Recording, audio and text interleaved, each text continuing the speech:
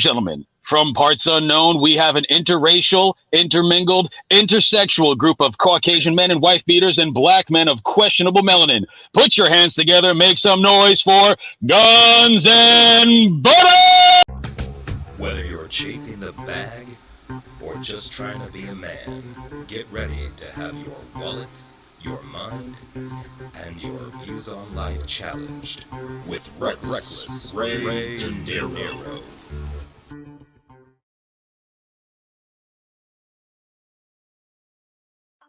Pledge allegiance to the flag of the United States of America and to the republic for which it stands, one nation, under God, indivisible, with liberty and justice for all.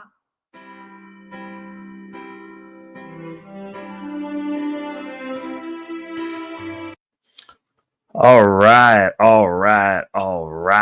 What's going on, everybody? It's your boy, Reckless Ray De Niro. How we doing today? It is Thursday. Hopefully you are surviving the week. Hopefully you got to tap in a little bit for the premiere of Future Financial Strategies. I saw some people that stopped through the chat. What's going on? Grooming and Reviews officially taking the number one seat. First comment anyways. I didn't see nobody comment before him, so he wins. It's been a wild week. Stressful week. Stress. It's like, what do? You just work.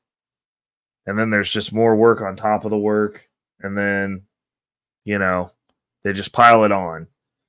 And along with that, apparently everybody's going to war, so America gets to pay for that, which is going to be the show. It was kind of the topic of the last show. You get an acknowledgement. That's what you're getting right now. You just get to claim the moniker of first. I mean, normally it's Casey. He didn't make it. He didn't win today. But we get to we're living through some pretty interesting times. It seems like there's constantly a distraction. There's constantly something going on. There's constantly a reason to be distracted, be outraged, be upset. And me personally, I'm kind of sick of it. I'm kind of tired. I think it's amazing that so many people who can't even get their finances in order are now geopolitical experts. You can't even command your household. You can't command your bank account. Most of you are behind on bills. You can't pay your bills. But you also have the audacity to think that you can attain some sort of moral high ground. What's going on, Carl Albertson? How we doing? We're slow rolling. It's been a long week. It's been a long day. In the words of Little Wayne, I'm the shit. So when shit happens, I'm who it happens to. And apparently it just piles on. It's just what it is. We're used to it at this point. But I titled this video because I don't even have 3 topics for tonight because I'm pretty sure most of them are gonna revolve around this conversation. And it's war affects poor people the most. And it's interesting because what I've seen in my sample size of Facebook, what's going on, Reese in the building, with my small sample size, which is Facebook basically, and all the people who put the flag of their team or what they suspect to be their team in their profile pictures on Instagram or what they put on their Instagram.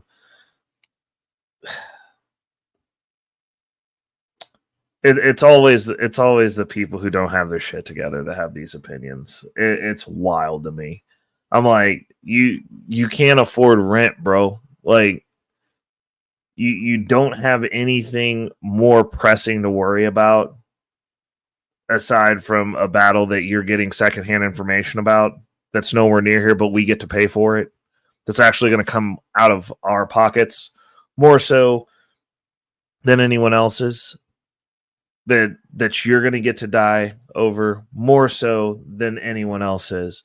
That's going to affect you because our government doesn't have money. Our bonds are U.S. bonds are being actively dumped right now. We ain't got the money, which means that they're gonna if they're gonna support Israel outside of just giving them stuff, which I'm sure will come into the tunes of billions of dollars, and then once they get this inflation thing under control, they're going to print more money, and you're going to pay for that too. At what point do we go, not my pocket? That's my question, because like I'm not even gonna speak on the morality of this because I don't care. I really don't. I don't care about either side. I hope both sides have fun. I hope both teams win. How about that? Because I don't care. What I do care about is I'm sick of paying for other people's problems. I'm sick of being responsible for other people's problems. If you got a whole country, you got a whole country that has the best most secure border ever, and apparently a whole army snuck in. That don't even make sense to me, bro. Like I'm sorry. It doesn't. Did they dig under the wall?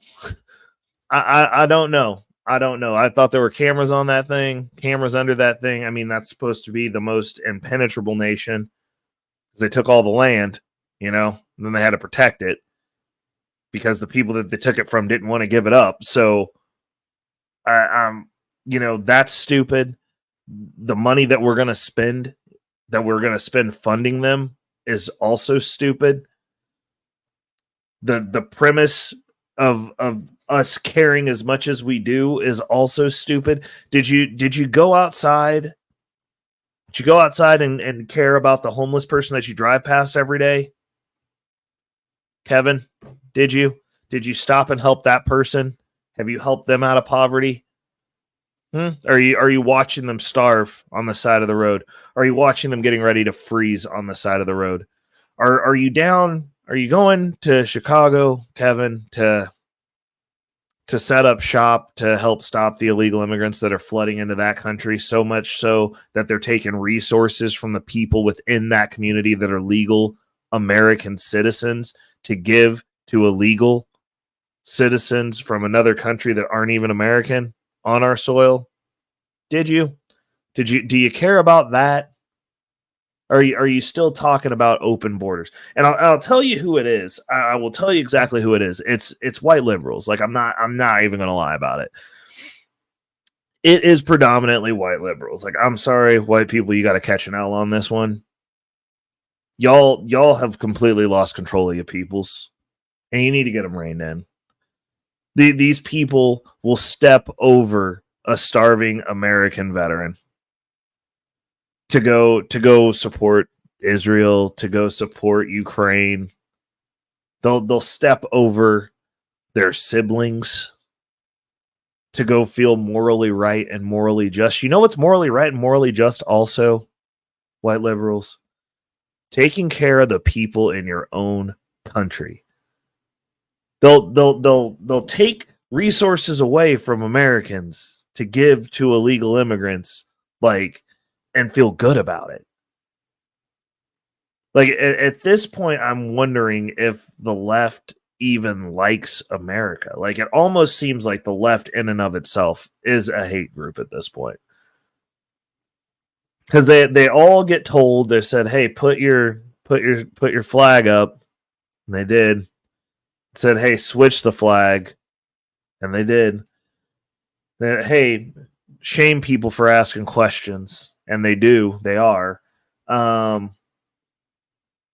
Make these moralistic high ground posts while you starve to death because we're going to take your money and give it to them, and they're doing it. And it's just, and how it just seems like the inmates are running the asylum, and I know it's probably just a phase. Maybe, I don't know. Maybe when they get homeless and they have to go stay on the street, and then they get to see some resources that could have very well gone to them. go to somebody who's not even supposed to be here, or go to a country that's fighting a war that's nowhere near us, where we don't see those people, where they don't actually exist. You don't care. You don't go to Europe. Like, if you actually go to Europe or you go to Israel, I understand. I can rock with you then, because you actually get to visit those places. You might know some people who are actually there. But if you don't, how about you take a seat? How about you care what's going on in your yard? What's going on in your neighborhood? What's going on in your city? Do you live in a third world city? And it's so bad now that people are so stupid that even these old boomer conservatives that made this mess to begin with, that started the ball rolling, are sitting there and like they're expounding for fascism. And you know, shout out to the homie Chico, because I'm specifically talking about you old kook. Wanted to argue with me on Facebook because he made a post that was specifically aimed at liberals, and I thought, I was like, okay, like, I'm with you. And it was talking about, if you're, you know, how they're ruining California and it's a third world city, they're becoming a third world state, and I'm rocking with him. And he's talking about him living there. And when I posited that, like, oh, you know, the people voted for this, like, that's what they wanted, he went down this really weird, dark tunnel into fascism. And then when I told him that he was being fascist, he tried to explain to me that the left and myself, because he assumed, he wanted to make an assumption I'm a leftist, even though obviously he hasn't seen any of my videos or any of my content or any. I mean, I've only been doing this for a year, but I definitely post on Facebook every time I do a live. Never tapped in for a live. But has all the smoke with his old boomer ass on Facebook. But he couldn't grasp the concept of how voting worked, which was really interesting to me, considering that, like, boomers vote the most. And he also couldn't grasp the concept that, like, if you are the minority voter and everybody else wants criminals to run free and they want to live in a third world city, then, like, by proxy, your vote doesn't count then, because you're in a society that you're trying to force to change that is voting for its own destruction. And then he also couldn't understand the fact that I don't live in a third world hellhole and he does.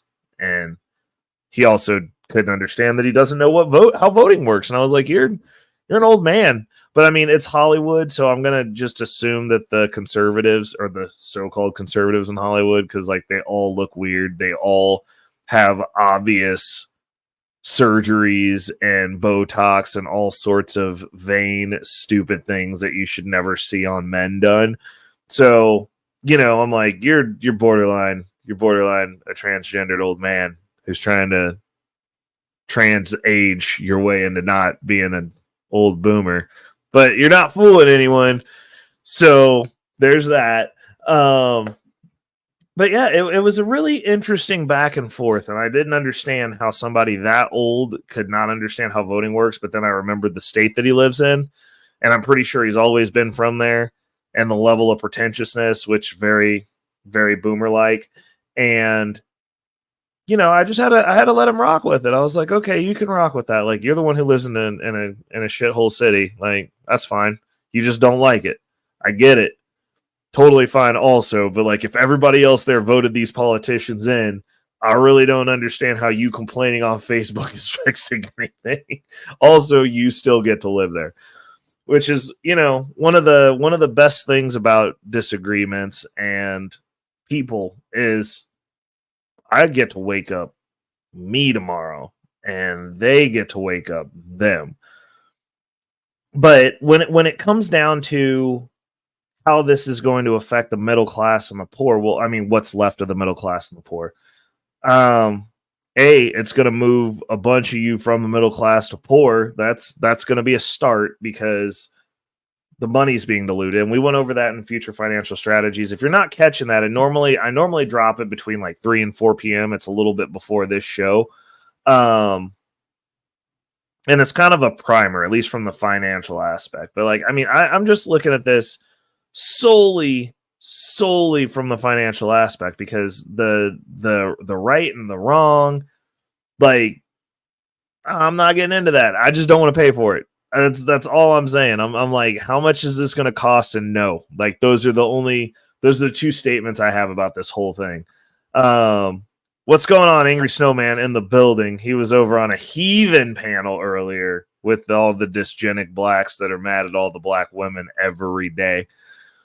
Shout out to Hood Conservative. I'm just saying, I know that you guys already have staked your claim about how people feel about dudes not camming up, but I'm like, if all you got is smoke, bro, if all you got is smoke for women every time I hear you talk, I'm wondering if you're built like Adonis, dude. Like, that's all I'm saying. I was like, you don't sound like it, but you know, these dudes that never cam up, you don't never see the chicks that they're working with. Like, I'm just like, all right, bro, all right, cool. Like, I get dysgenic vibes. That's all I'm saying.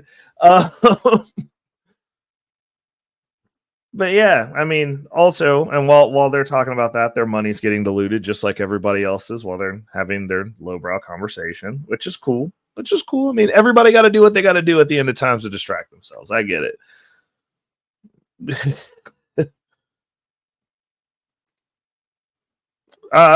Dude, y'all just be sitting up there sounding like curmudgeony old men screaming at a cat for drinking milk out the bowl. It's just a mad panel. Like, and I'm assuming that everyone up there besides you is dysgenic. I'm throwing it out there. I'm like, you're not the cream of the crop, bro. Like, they're like, oh yeah, me too. Like, no, not you two. You don't go to the gym. And bro, I only know one truck driver that's not dysgenic as fuck, and that's Razik. And he'll tell you that most other truck drivers are dysgenic as fuck because they don't work out. They sit down all day and eat. Like, so I'm like, I 80% know who's sitting on that panel with their cameras off, bro. Like, you're not fooling anyone. Like I don't know anyone who gets laid that complains about women as much as some of y'all do. Like, I'm just saying. I know you were having fun. You also produce children and are married. I don't understand why you entertain that. Hey, Natasha's in the building. Hold up, because I didn't get to do this last time when she showed up. So, like, the show can officially start, y'all. And now the show can officially begin with Natasha Vincent, the #1 moderator on the internet, currently in the chat.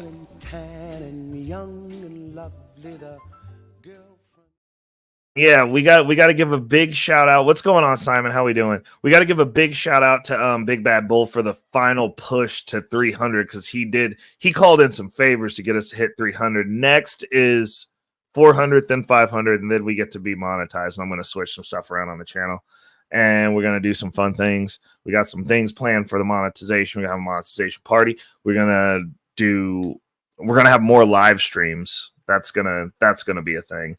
And then, you know, next stop is 1,000, and then I guess 2,000. I don't know how it works for people who live here, because like, we're basically going to be doing the exact same shit that we're doing right now, except for you guys will be able to send super chats and I'll read them.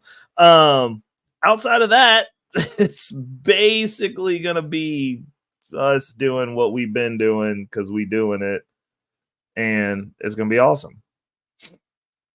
But yeah, Big Bad Bull definitely was there for the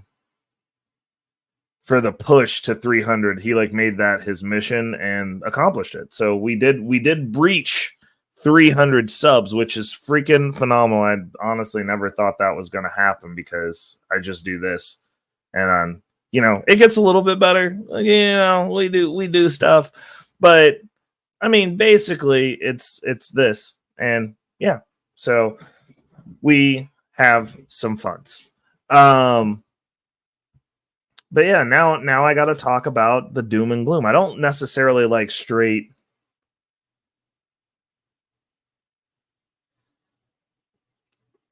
It's not a Dave Chappelle topic. It's the truth.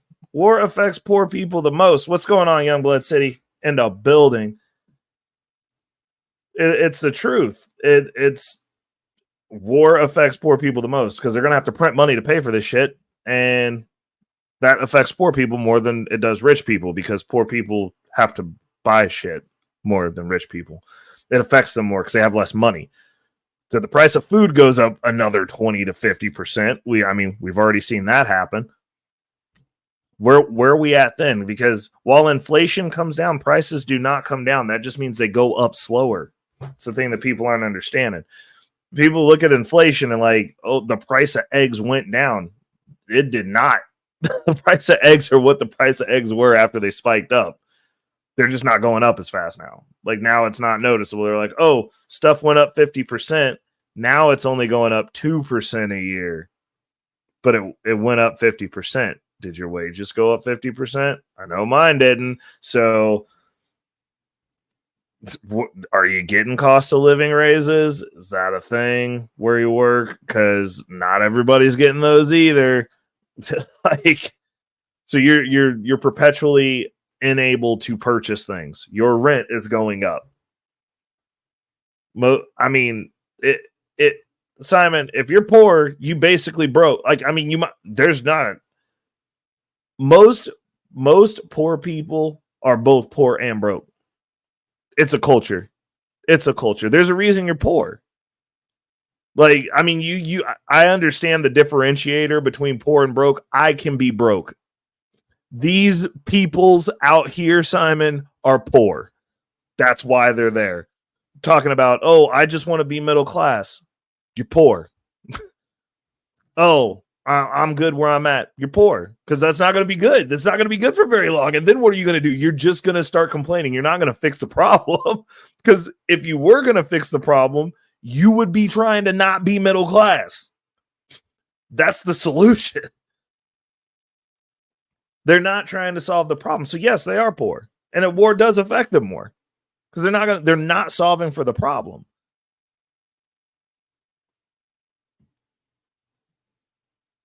Well, no, that's just agreed. Angry Snowman said, I think it's all a distraction so people don't pay attention to us being invaded from the southern border. No, those are just the replacements for all these people that are about to lose their shit when they get told that they need to work for slave wages. And they're going to be like, no. And then they're going to have people here. Bruh, Mr. Youngblood City out here trolling. Okay, bro. He said, Ray jealous he don't get Section 8.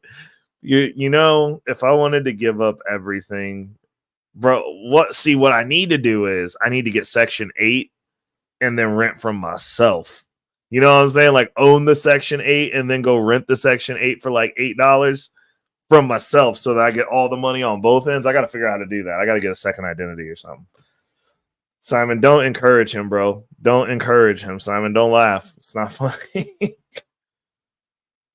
But I mean, it's true though. It's like, what are we doing? What are we gonna do? Like, how does this work? Angry Snowman said he needs Section 16. Set that Section 8 double up. Yeah, I mean, it's just like, what are we gonna do? What do we do? How do we make this work? How do we make this work? We're in the most debt we've ever been in. Mortgage rates are the highest they've ever been in. We're looking at auto loans highest they've ever been, student loans highest they've ever been, and y'all paying them back now. How's that doing? People are talking about the student loans getting reenacted to stop them from making a large purchase that they were planning. Why were you planning on buying other stuff because you weren't paying your student loans?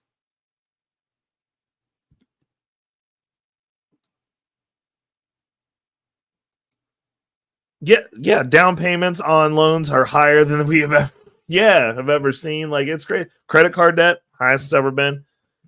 Like, y'all ain't getting. He's reset. Everything went up except for the weed. God. Tell him, Reese. He said that's staying where it's at. And Simon was asking, advice and assistance has done what? I mean, people don't take advice. People only learn shit the hardest way possible. Humans learn things the hard way or the hardest way. And unfortunately, what we're going to see now is the hardest way. Like, people have elected for the hardest way. Like, you want to be middle class, you want to just do what you got to do to subsist. Hardest way is coming for you. That's where we're at. It's gonna just be hardest way now, and hardest way this time around is gonna be terrible because there's just no money. And if there's no money, then what are we talking about? What are we doing?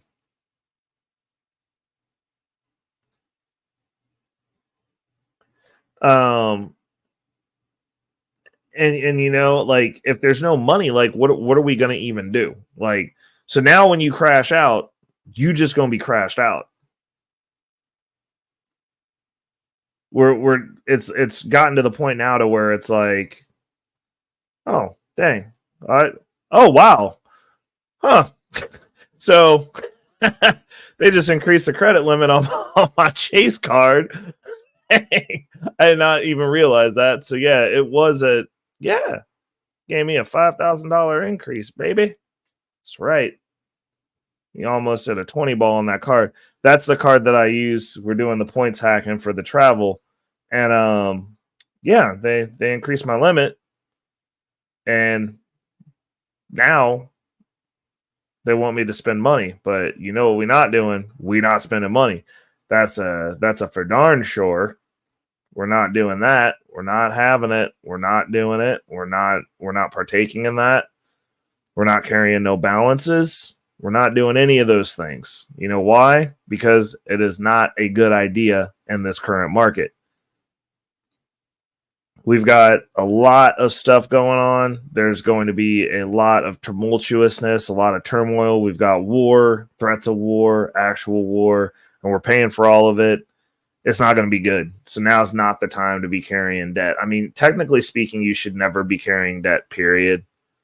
I give myself a little bit of a float to keep money in the market, but we done on that. Drake Miller, humans are dumb. Agreed, Mr. Miller. I like it. Yeah. USA 32 trillion debt wants to be in facts, bro. Like, where are they coming with the money? Where's the money coming from? Drake, where's the money coming from? We need to know. We need to know, like, how are we gonna pay for this? Like, and you know, the guarantors of that 32 trillion in the United States debt is the American citizens, which is predominantly going to fall onto the middle class and the poor. I mean, I'm actually, let's do a little research. How much has the U.S. sent to Israel? Let's find out. I mean, I know we're not supposed to. Yeah, we've the United States has given Israel more than $260 billion in foreign aid since World War II. Since World War II. Why does that almost sound like reparations, bro? like we gave them money, like we did something to them, as opposed to like we went to go help them. Like, that's wild. That is wild. We can't talk about reparations, but we can give $260 billion to Israel for going to save them. I mean, I don't know, people. I don't know. Can we make it make sense? Agreed. Drake Miller, me and him are on the use credit cards, make money. Facts. I know. They're gonna be mad at me. But I mean, I just want to know why we can't talk about reparations, but they actually got them. That's all I want to know. Like, what have we been paying for? like that's the other thing that I want to know. I'm like, if you get a whole military force that just rolls up in your country, then like what have we been paying for? This is the same question that I asked about the other place that's fighting Russia. Apparently, like, what are we paying for? Like, I don't understand how any of this works.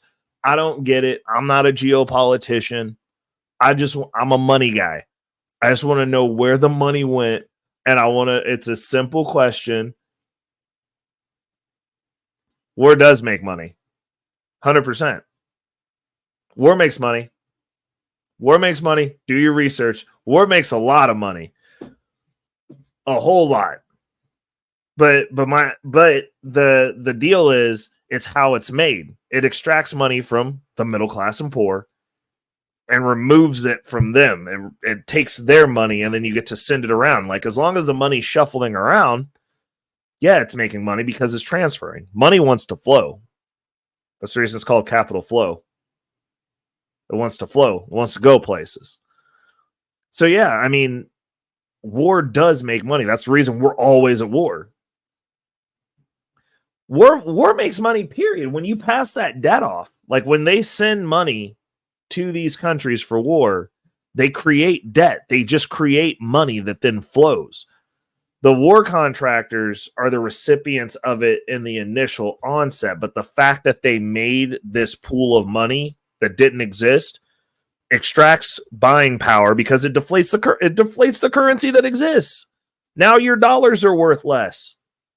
Because when America prints money, the guarantors of that debt is the American citizens going to work. They give it to another country that now has to service that debt. So now they get paid. So the government does get paid. The defense contractors who are over there, they got to rebuild stuff that are sending in the black hat forces, the private contractors that are in there doing the private warfare, the mercenaries, they get paid.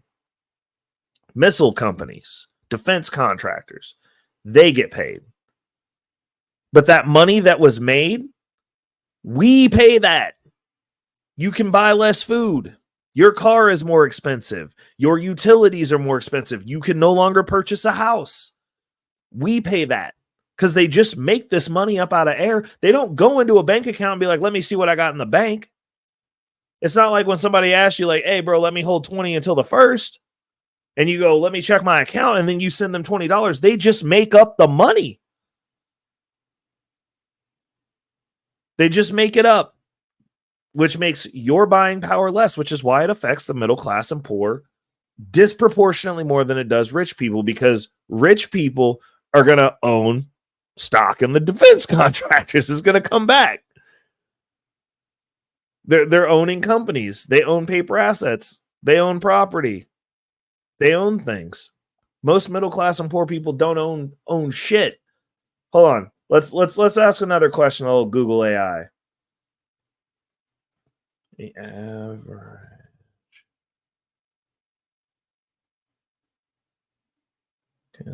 savings.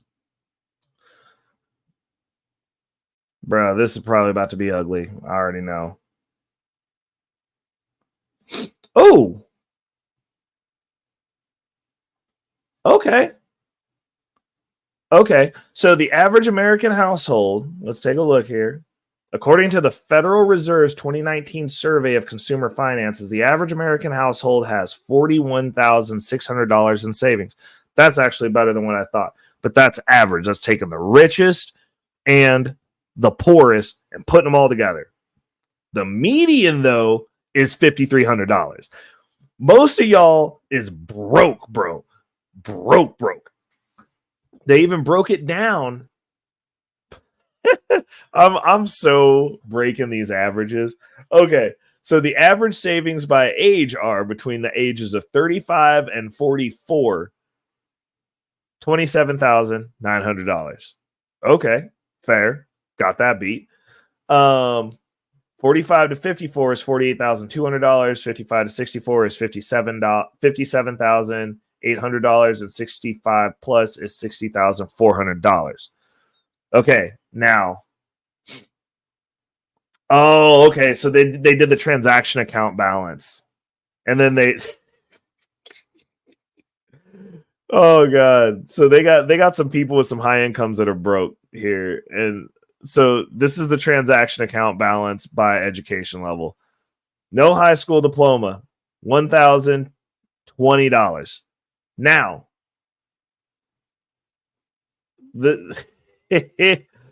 What's up? Oh, Razik in the building.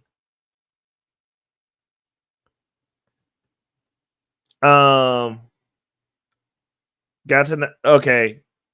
Gatanaharanja.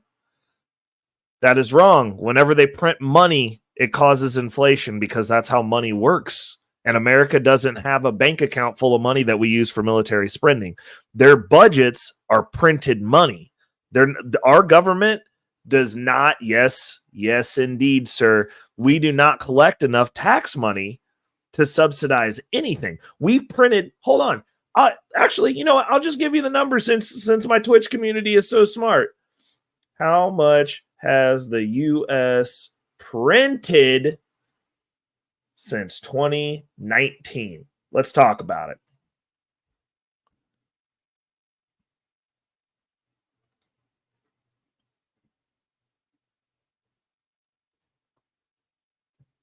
Hold on. Printed since 20. Oh, I guess we'll go with 2020 because that's the search. Let's see here.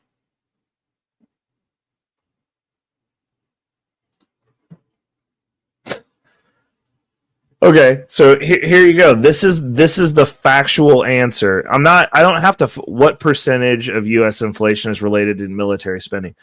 It does. If you're printing money, dude. Like it. What are you talking about? We also sent it to Ukraine.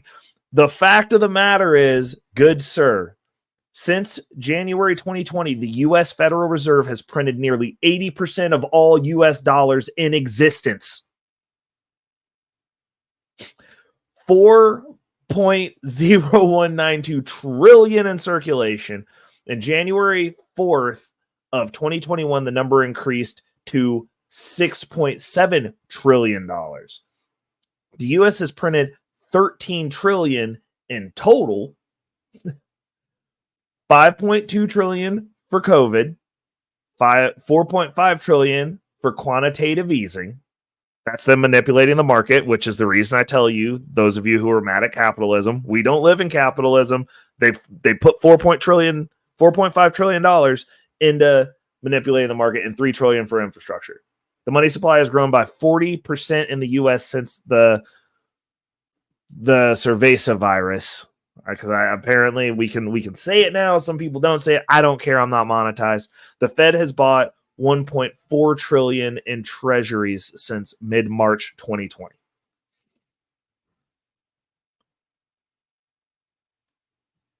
Yeah.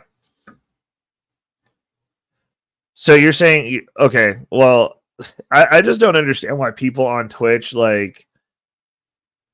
really like to zero in on one piece of an argument and then want to argue that point like it matters. I mean, I'll drop the link if you want to come up and talk about it. Since you guys like to get your little gotchas that nobody cares about over there. She said, if I'm broke.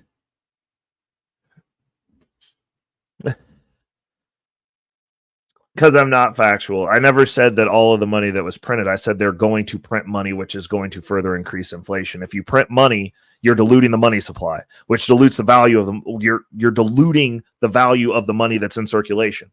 Are we saying that with them printing 80% of the money over the coronavirus time, that we're seeing no inflation, nothing happened, no prices changed because of their policies? What I'm saying is the government doesn't have money. The government is broke. The U.S. citizens are the guarantors of every dollar bill that they print is us going to work. Yes, I'll open it right now, bro. Y'all can come up. Let's talk about it. Let's kick it. But you can narrow in on your little speck of a point all you want. That's fine. But if they print more money, that means the value of the money goes down, which means inflation. That's just that's how that works. That's how fiat currency works. I'm a crypto guy. I don't care. Doesn't necessarily affect me in the same sense that it's going to affect most of the rest of you. Because I don't set my money in dollars.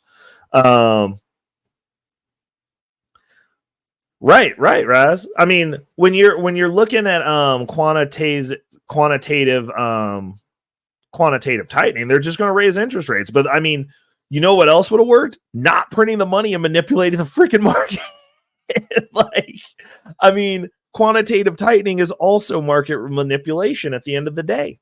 It's not capitalism. If the government is involved in fixing prices and making markets work, it's not a free market. It's not capitalism. It's some weird form of socialism. But when they print that money and they do the quantitative easing and the quantitative tightening, where did that money go? It didn't go to the people. It went to the companies. That's socialism. But we're told socialism's bad, right? But we do it for companies. And you know, I'm the bad guy for going, well, if we can give Boeing money, like, why can't we give Jim Bob money? Like, I don't understand. Uh-oh.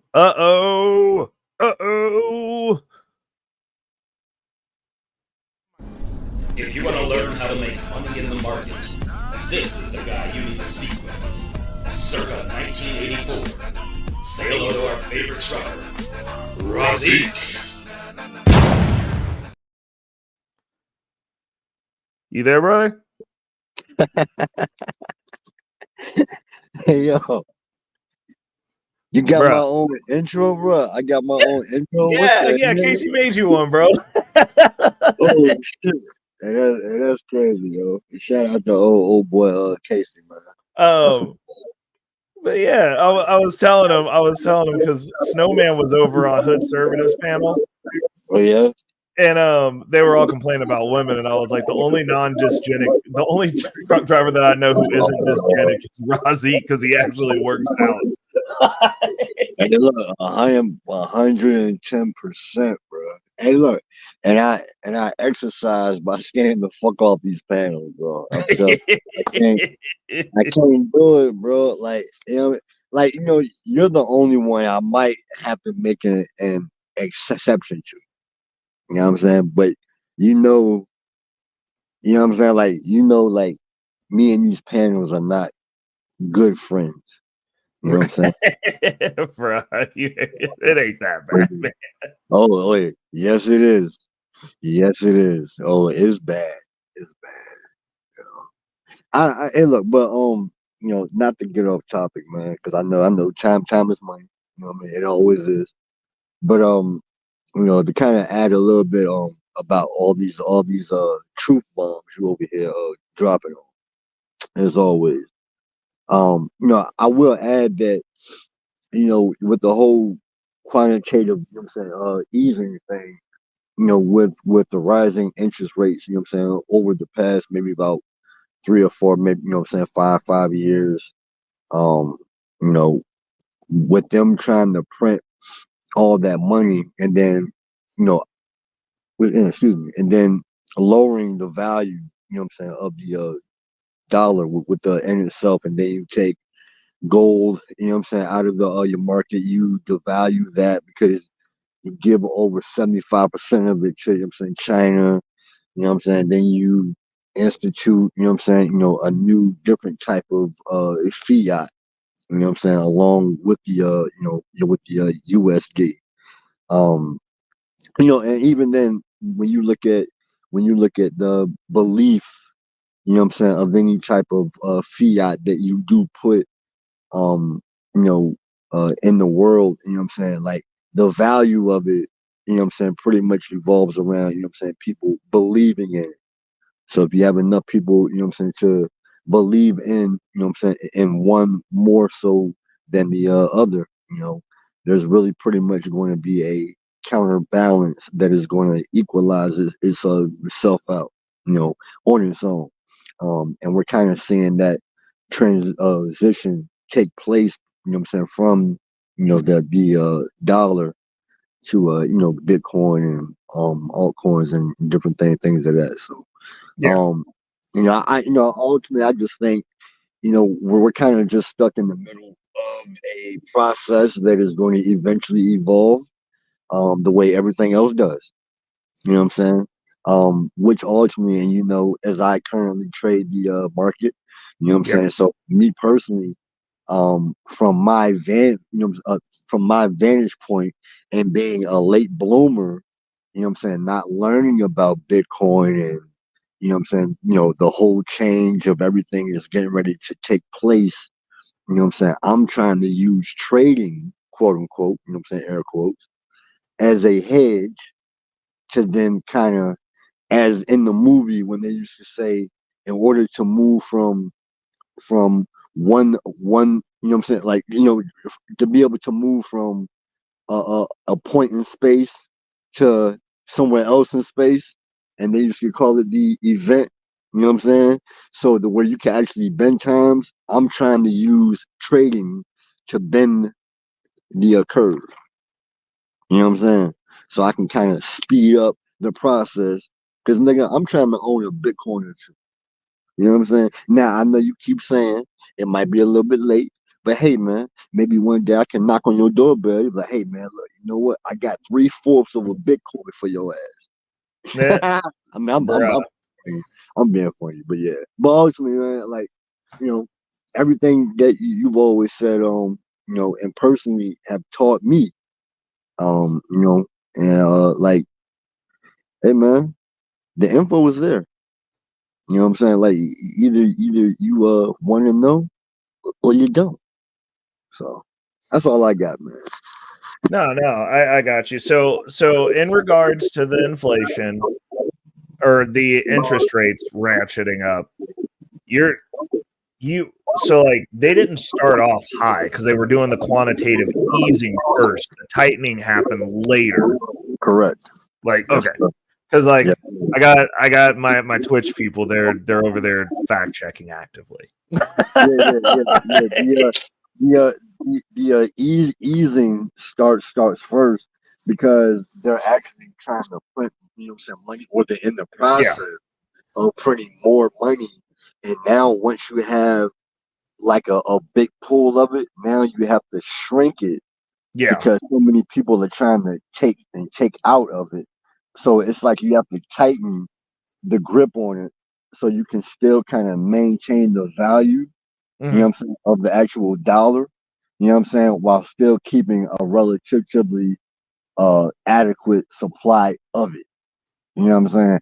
I don't know. I mean, it's kind of a weird, but and it actually took uh a few books that I had to read to kind of really grasp the concept, and I may not be able to actually say it, you know what I'm saying, as good as I'm thinking about it to really, you know what I'm saying, explain what that is, but yeah, I mean, it ain't nothing that a few YouTube or your videos or some books ain't gonna fix. Yeah. That's dope. But So my other question for you was how do we do? Or are we still doing good? doing good as in Did talking you about what? are you getting the live account or not, bro? Like Jesus. Oh, yeah, bro. I'm live. I'm Oh, live. okay. I am live. Oh yeah, speaking of live, bro, you know what I'm saying? Made a little quick $900 in about uh well, I'm lying. So I had a $900 day, but I was up 400, made about another 300, lost 500 of it, and then I got Hey, bro, everything hold back. on. Nicholas Virgil just tapped in. He said the stock king and the crypto king on the same panel. You damn right, bro. You Oh damn shit. right. What's going on, Nick? What's going on, bro? Man, Nick out here. Simon, are you there? Yeah. What's up? What's What's up? What's up? I was about to say? I was like, Simon like snuck up on the panel. He I'm hiding listening, out, man. bro. I'm listening to this shit. It's good. It's good. I can't. Look, I can't be on the panel singing with Simon for too long, man. Because after that stunt you pulled with old girl, man, good Lord have mercy. You embarrassed the fuck out of yourself, bro. I ain't lying. Yeah, that's just yeah. I mean, people could have their opinions. I could do what the fuck I want. I ain't gonna, bro. No, We've had conversations, so that's not an opinion. That's if not an that's your opinion. opinion, I could do what the fuck I want. There's a difference. Hey, look, whoa. There's a whole difference in that shit. Like, you know, wait. Just listen to me for a second because I ain't spoken. Like, I was listening to you. Hold Hold on, on. man. Let him. Hold on, Simon. Hold up. Go ahead. Slow down, yo. Slow down. Hold on. First of all, nobody said you can't do whatever it is that you want. It's a free world. You can do whatever you want. What you're not free of is ridicule, criticism, and scrutiny under your own actions, bro. You know what I'm saying? Now, yeah, Why do you say that? because, well, all right. That actually makes a lot of sense. You know, you can do what you want, and then people can be like, feel how they want about it. You have the freedom to do whatever you want. Nobody said you can't do that. So you jumping off the, you know what I'm saying, the so-called media porch talking about I can do whatever the fuck I want. That has no, you know what I'm saying, interest in the conversation. I'm saying what you don't understand. Okay, all right, I'll stop. All right, cool. Just say I'm not gonna go like back and forth, bro. That's cool. I appreciate your Simon, relax. I'm not gonna go back and forth. I'm just telling you, it is unanimous, bro, unanimous. You made an ass of yourself. Now, whether or not if you want to admit that, that is an entirely different conversation that I don't want to have. I'm just saying, okay. That's all, man. Yeah. Hold up. We got Jay Rillo's in the building. He blessed us with a tin ball. Hold on, let me read this before I play this for him. Hold up a second. He said, hold on, pull it up. He said for bomber command sending coordinates for truth bombs. Shout out to Jay Rillo, bro. Thank you, brother. Here comes the money. Here we go. Money talk. Here comes the money. Money. Dollar. Cheating, bling, cut the chatter. You ain't talking money. I've missed that. There's no Jay Rillo. There's no such thing as late. You right on time, bro. I've missed that. We yo. The thing is, it's like, I get where Razik's come from, yeah, but the thing is you ain't dealt with a nigga like me, and the thing is like I don't need to be like some people out here and the people that you aspire to and think that's the norm. I'm okay. So why do you feel like there's a problem just because you see certain things in a certain type of way that you need to portray yourself within the circles that you hang around with? It's like that. What is it? Is it taken away from their money game or what they're doing? I'm cool. Like I ain't got no problems. So I don't really understand when you're watching Kendra G watching me and telling me that I've got some sort of damn issue. I ain't got no damn issue. I'm cool. Sorry. Go ahead. First of all, I don't watch Kendra G. They reviewed. So what are you talking about, bro? What are you talking about then? They reviewed you on Fight Club. Oh, I don't watch. So it went viral. I know that, yeah, and yeah, exactly. So they bored as fuck. So it's nothing to do with me. You know what I'm saying? You made an ass of yourself. They was up there joking you. I mean, you trying to jump on me like I got an issue with you. Yeah, but why do you think? Why do you think they did that? Why do you think they did that? You don't think I know Anton? Nigga, they did that shit because it was fucking funny, and you made an asshole. You don't think I know Anton? You don't think I know him personally? You don't think I know him? This ain't got nothing to do with Anton. No, it does because you don't know how media works. Like this is all. Yourself. Nah, this is the thing. Okay, look, okay, all right. I can't I talk mean, to hey, someone look, in the I supermarket. don't It's like care. me bumping Hey, into look, an old hey, age bro, pensioner the who footage is doesn't up know there what for. the real age world looks Hey, like. look, It's the like, come footage on, let's is be up there real. for. Hey, look, you gonna have to explain that 30 years from now, when they're gonna say, "Son, is this you back in 2023 when you was on Kendra G?" You gonna have to explain that, nigga. You don't know what I'm gonna look like in 30 years' time. You really Nobody don't. knows. You don't even know what it looks like right now. You don't even know if I know Kendra G, bro. You're not I even don't care asking if them you know questions. her. I don't And care if you this is fuck her. I every don't care time. if you Look, eat her I pussy, have nigga. no, I I don't have care, no, nigga. bro. I Look, don't reckless. care. Every The shit time was I speak to hilarious. It was funny because he you made he, an he ass. has a go at me. You He made never an asks ass me of yourself. questions. He never goes, okay, Simon, what's the logical rationale behind what you're doing? You wanna go, Nigga, you wanna go from another perspective all the time. And it's like I ain't got nothing against you, bro. In fact, I'm really interested in I your don't care if perspective. you fucking did, nigga. But why are you so interested in me? You act feminine, bro. What's wrong with you? You know Oh what? Jesus, my God, bro. what's Shut wrong? your Bro, bitch Fuck. you done brought Come Simon's on, man. intermingle Hey, Ray, out, man, bro. I holler at you, dog. Hey, Ray, man, I That's holler why at I you, man. said to you, like, go I'm and get not, a I'm not haircut. about to Go in entertain the. this shit. Oh, you don't even Hey, know. Ray, You don't hey, even my need to nigga, go man, into I a holler barber at shop. you, dog. Go Okay, into the Ross. females section. I got you, Go G, into man. their Hey, yo, I'm gonna call you hairstyle later, man. salons. Get your hair done and listen to them because I can't even listen to you most of the time. Like you're not even So, listening. Simon, Simon, come on, bro.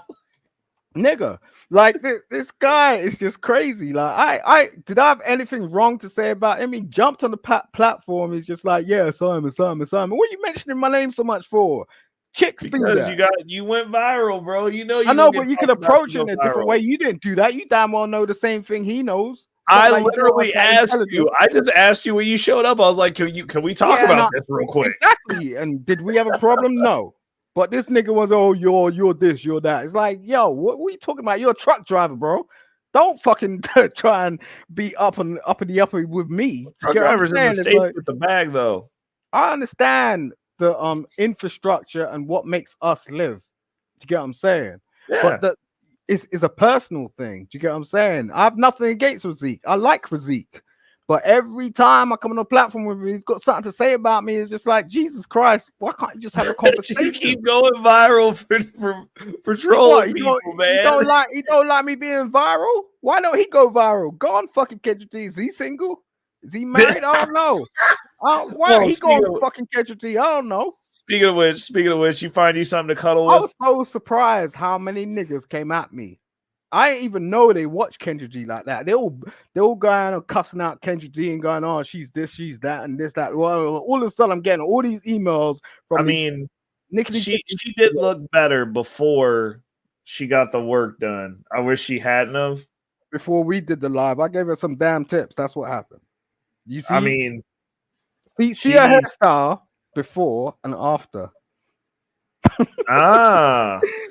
I mean, Ah, I like all I gotta say was, I mean, Kendrick. So she's not my cup of tea. I don't watch that show unless I hear about I somebody think who she's went nice. viral on it. I think she's But nice. but I mean, you know, she get into her bag. She got a platform. Like it's But what she's it doing is. something Like good. There's nothing wrong with that. Like she's bringing up black people in particular, maybe single, and she's questioning them. Do you get what I'm saying? And she's going, yeah. okay, blah blah. Yeah, I went on there. You know, you like anyone who knows knows. Do you get what I'm saying? That's like I ain't one of these. I wasn't really going up there going, yo, I wanna find something. I got shit in my life going on already. So it's just like, you know, it wasn't What a up, thing. Brillo? What's good, y'all? Yo, the big bro came in. But yeah, What's no, good? I like I said, I ain't got I got no hate for Kendra. Like it's what it is. I mean, you know what? She could be doing much worse things than what she's doing in her show. Like when she get the right people on there, it's entertaining. When Reese was up there, it was funny as hell too. Exactly. There's a couple of other people as well, but we don't necessarily need to talk about this stuff all the time. It's just we're collaborating with people in the background that people don't know about, and then suddenly it's like, oh, you're dealing with this person, you're doing this. Yeah, I went out scraggly raggly because I wanted to. Do you get what I'm saying? If I wanted to present myself in a certain type of way where I wanted, like, 50,000 odd like women coming at me that were single, then I would have done that. But don't come at me going, "Oh, you presented yourself in a certain type of way." Blah, blah, blah, blah. I'm not a black man. I don't give a fuck. My bank account says different, bro. I don't concern My bank myself with that. account says different. I don't concern myself with that shit. Come on, give me a break. Every time anyone comes out here tries to say some real shit, you know our numbers are down. Because every time we want to come out here and just listen to some raggedy, traggedy shit. You get what I'm saying? So that's what it is. Yeah. The algorithm's going to change. I'll tell you that much. Because now we got some real people out here talking some real shit. Is that a vape, Right. Jay? You vaping? It sure is. Yeah. I am, sir. Yeah, I ain't even I am touched that vaping. shit. I don't. What does that feel like? In a few minutes, I'm going to feel very levitated.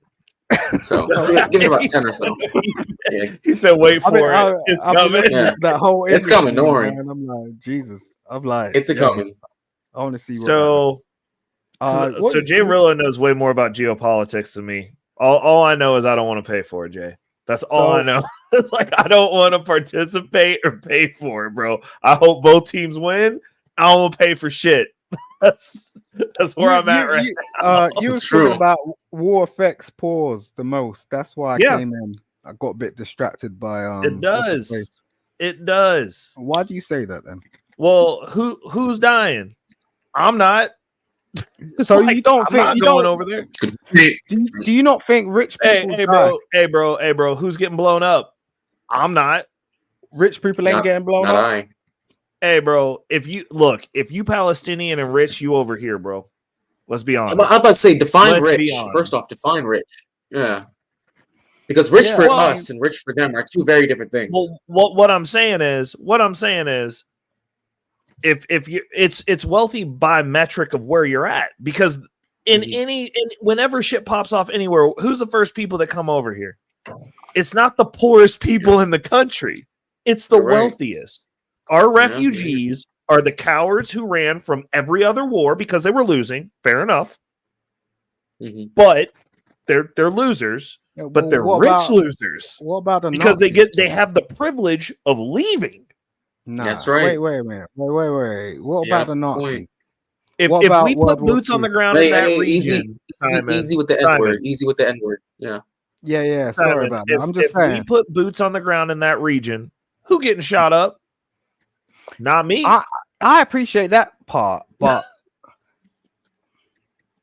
there's always the other part.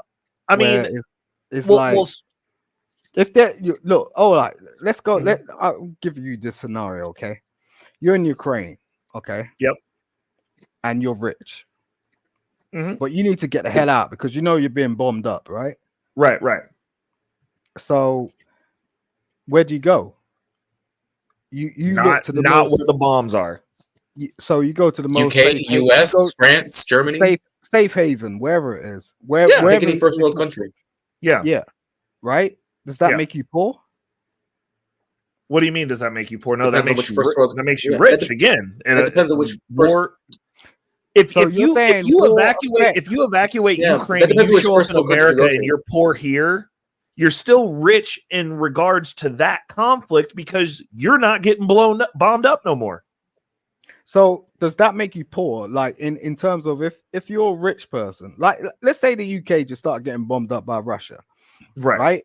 I'm going to be in a different type of league in terms of people that may be my neighbors who can't afford to do certain things or don't know certain things. There's two parts to being rich. It's knowledge and money. And not necessarily money in terms of just what you can put in your fingertips. It's currency, gold, all that sort of shit. So it's like understanding where you can place yourself, right? So who's getting out? Is it the poor people that are affected the most, or is it the rich people? Because the fact of the matter is you're affected nevertheless. Like that's what happens. Like you're affected in one way or another. Like so. What I'm trying to understand. But what's the title say? It says the most because as a poor person, if stuff starts getting bombed up, right? Even in America, like we're on the verge of going to war with ourselves. Me personally, I have my passport already. I will be able to book a one-way flight somewhere, Mhm. and I'll be able to remove every lick of wealth that I have minus my physical property from this country. Most people don't even have an idea of what they want to do if shit hits the fan, let alone a plan. Right. Most people have never even thought about it. But the people who don't have that ability, the people who are living check to check right now, the people who were firmly middle class that are now poor, right? They can't leave, which means you have one option, which is like, hey, bro, we're gonna thug it out, like see what happens. So what you're saying is, intellect means nothing. So let's say if you were successful, and like tomorrow your business went down or something, right? Does that not give you a certain amount of advantage in terms of what you could do if a bomb went down tomorrow versus the person that was totally broke all their life? So intellect has a certain level to it. I'll give you that. But the reality of a situation is, if war breaks out, if you ain't ready for war, you ain't ready for war. Like if you ain't purpose built, and then even if war breaks out and you have the highest intellect ever, you could still catch a bomb, bro. Like, you know how many smart people probably got blown up in Ukraine? Like day one, it was just like, hey, bro, I know exactly what to do. Boom. Game's over. No, I mean, a lot of smart people could knock their knee on the wall of their expensive house and get their knee blown. I mean, it's a very sort of like up and down thing. But it's unpredictable. But the deal is this: if you know that it's bubbling and marinating, like the people, look, there were people, I promise you, that left before the missiles went off. They were like, yo, bro, this ain't looking good. Like, you see that border over there? There's a bunch of tanks, man. They lined up. Like, hey, bro, you know what? Let me get on this plane real quick. I'm going on vacation. You know, today looks like a good day for holiday. Let me get up out of here. In the news, like when they were all trying to jump on the plane. I think it's like one of them Middle Eastern countries or something. And that was when we left all of our guns on the ground like a disturbed toddler and left the room. Yeah, right. Fucking waste. Yeah. We gave them the helicopters and everything. We said, Biden said, go home, and all the kids ran away crying, bro. Like, wasn't the estimation $2 billion? What do you say? Right? All the kids went. All the kids ran away. He said, put them toys down. And they like dropped them and just ran screaming, bro. Jesus Christ. Yeah, well, wasn't the estimation it was like $2 billion worth of equipment they left behind? But Simon, like that? Simon, you know how long we've been bringing people over here from there on refugee status? You're talking about one day. Mm-hmm. You're talking about one day, and that was a mismanagement from the highest order because they literally just followed orders. They said what? They were like, put this shit down and leave. And they said okay, and left. We left resources over there, but that was because of how we pulled out. The reality of the situation, though, is if you were rich in Afghani, you wasn't sitting around chilling there to begin with, bro. Like, there's no reason, unless you're in politics and you physically have to be there, you'd have to be stupid to be in that country to this day. Why would you be there unless you're a terrorist, a politician, or dumb? If you got money, or a diplomat.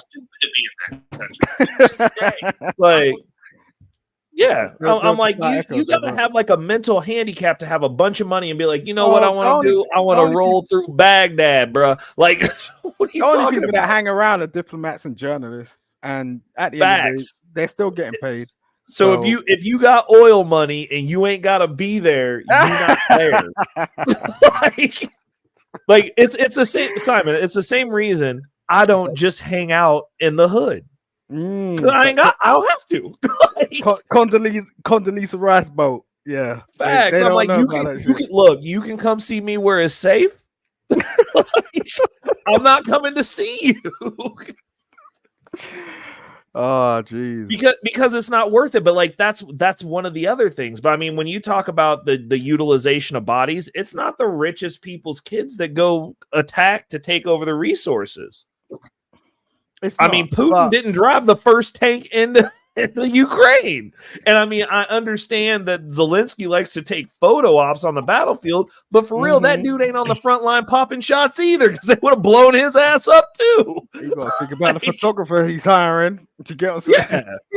Like, bruh, like it's just not realistic, and that's that is like, if you want to go like to the minimalist level, how it affects poor people more, because generally speaking, bro, we know we going to war. They started putting white people back in the military recruitment ads. It's over, bro. Like, they about to send some people up out of here. All right, so let's say how come it is that we have all these people from other countries in our countries prospering more than us? Like I have neighbors, right? Yeah. And I don't know where they've come from, but every time I hear them, they're speaking a total different language. I've lived in my country since I was born. The only language I speak is English. I don't even know any other fucking language. But they've come from somewhere. Okay. Bruh. I'm telling you, like they've come from somewhere. So Why are you so afraid is the real question, Simon. Why are you so scared? Why do you go to fear? I don't go to fear. I'm just saying. Well, Simon, think I'm about scared it. for you. You see, Look, Simon. You see, the reason Simon, why I go to go fear, ahead. Go ahead, Jay. the reason why I go to fear, Simon, is this. Is because, sorry about that. The reason why I go to fear is because of this. You wouldn't even feel any type of way. You wouldn't even have any kind of reason to be bothered by the fact that they're speaking their language in your presence and that you hear it so often if some part of you wasn't afraid. No, I just find it because then you wouldn't care. No, I find it your whole reason that you find it disrespectful is the fact that you're fearful that one day what you find disrespectful ends up becoming the norm, and then they end up finding you being disrespectful, because then you'll be the one minority who's speaking a language that they're don't make no. But okay, I'll how tell you doesn't it make any something, brother. sense? The whole reason why it bothers you is because you're Well, afraid. let me You're talk. afraid No, because I'm telling you something. go ahead, Simon. Go ahead. Right. Because you're not the first whole person. Mr. Finger. Look, that whole perception is ignorance, because you can never learn and gain what someone knows about their own country versus like someone just coming in and trying to make out like they do know. There's a total difference. I was married to a woman from Uganda for 10 years, and the way she spoke to me, although she was successful in this country, she knew nothing about it, based on the fact that she just made shit up. Like the way she spoke and everything, it became sort of like a homogenous sort of thing where it's just like, oh, you're just talking how they want you to talk. You're a robot. You get what I'm saying? And the fact of the matter is if you're going to encourage this sort of stuff about sort of going, okay, you need to actually understand the ground rules of this country without sort of going, okay, we're just going to allow this, and not sort of go, okay, do you actually understand like the in between? All you're doing is barter into the bullshit, because that's what they've done to us all day long, and that makes you a robot, bro. I'm telling you, because you're not listening. Like in terms of, that's why my ex-wife and I still have a relationship, because like at the end of the day, she came to a realization that what they fed her was bullshit. Like throughout her whole thing, she went through the whole thing. She became a teacher. Like she paid taxes. Like she had a whole career, like a whole 10-decade-year sort of like career. And then she came back to me and was like, Simon, listen, man, fuck this shit. Because it's like at the end, she was like, yo, they were teaching me some bullshit. You get what I'm saying? You was the only brother to turn around and tell me this shit, when other brothers would turn around and just trying to play into me and try to get me down and do all this nonsense. Yo, this is why you need to check your women. What part of it was bullshit though? Yo, the indoctrination. Yeah, we can hear you. Yeah, we can hear you, bro. Oh shit, not you. Oh. Who are you talking to? Who are you talking to, Jay? Jesus Christ. He's like, not you. Who are you talking to? Okay, right. Whatever. Dude, he over there laying down order in his house. You leave him alone, Simon. I'm saying like my ex-wife was from Uganda. Okay. She came to the UK, and like the way she laid it down was like, you know, everything before I met her. I'm just saying, like, she felt everything was cool.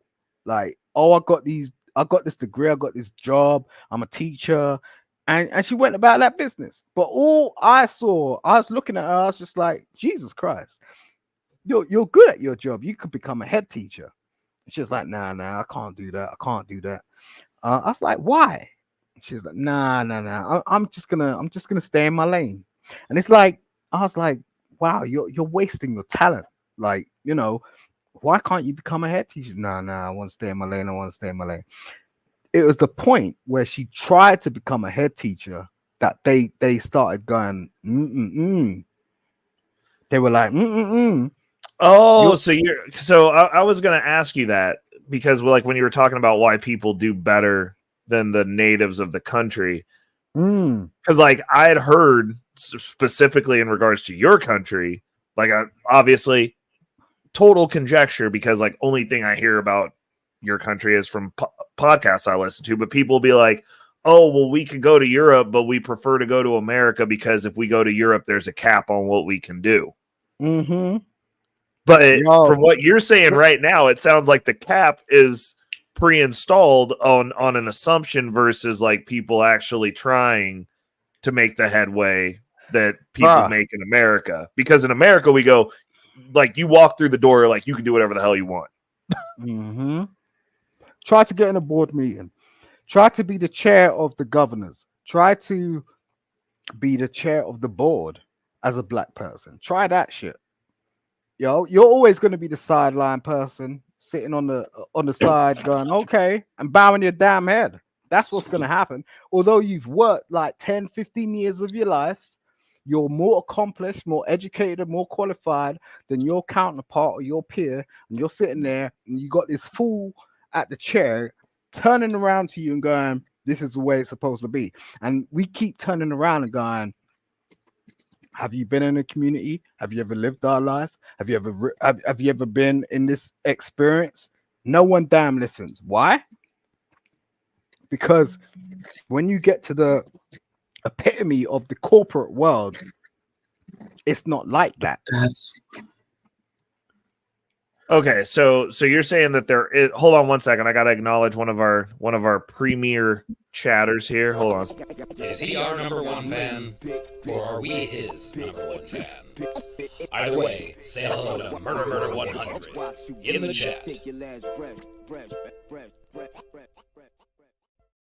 Okay, so Simon, back to the conversation we're having. Are you saying that you're saying like in the corporate world there is within Britain there is a ceiling that going over there and looking a certain type of way, you're not working your way up past a point in these companies?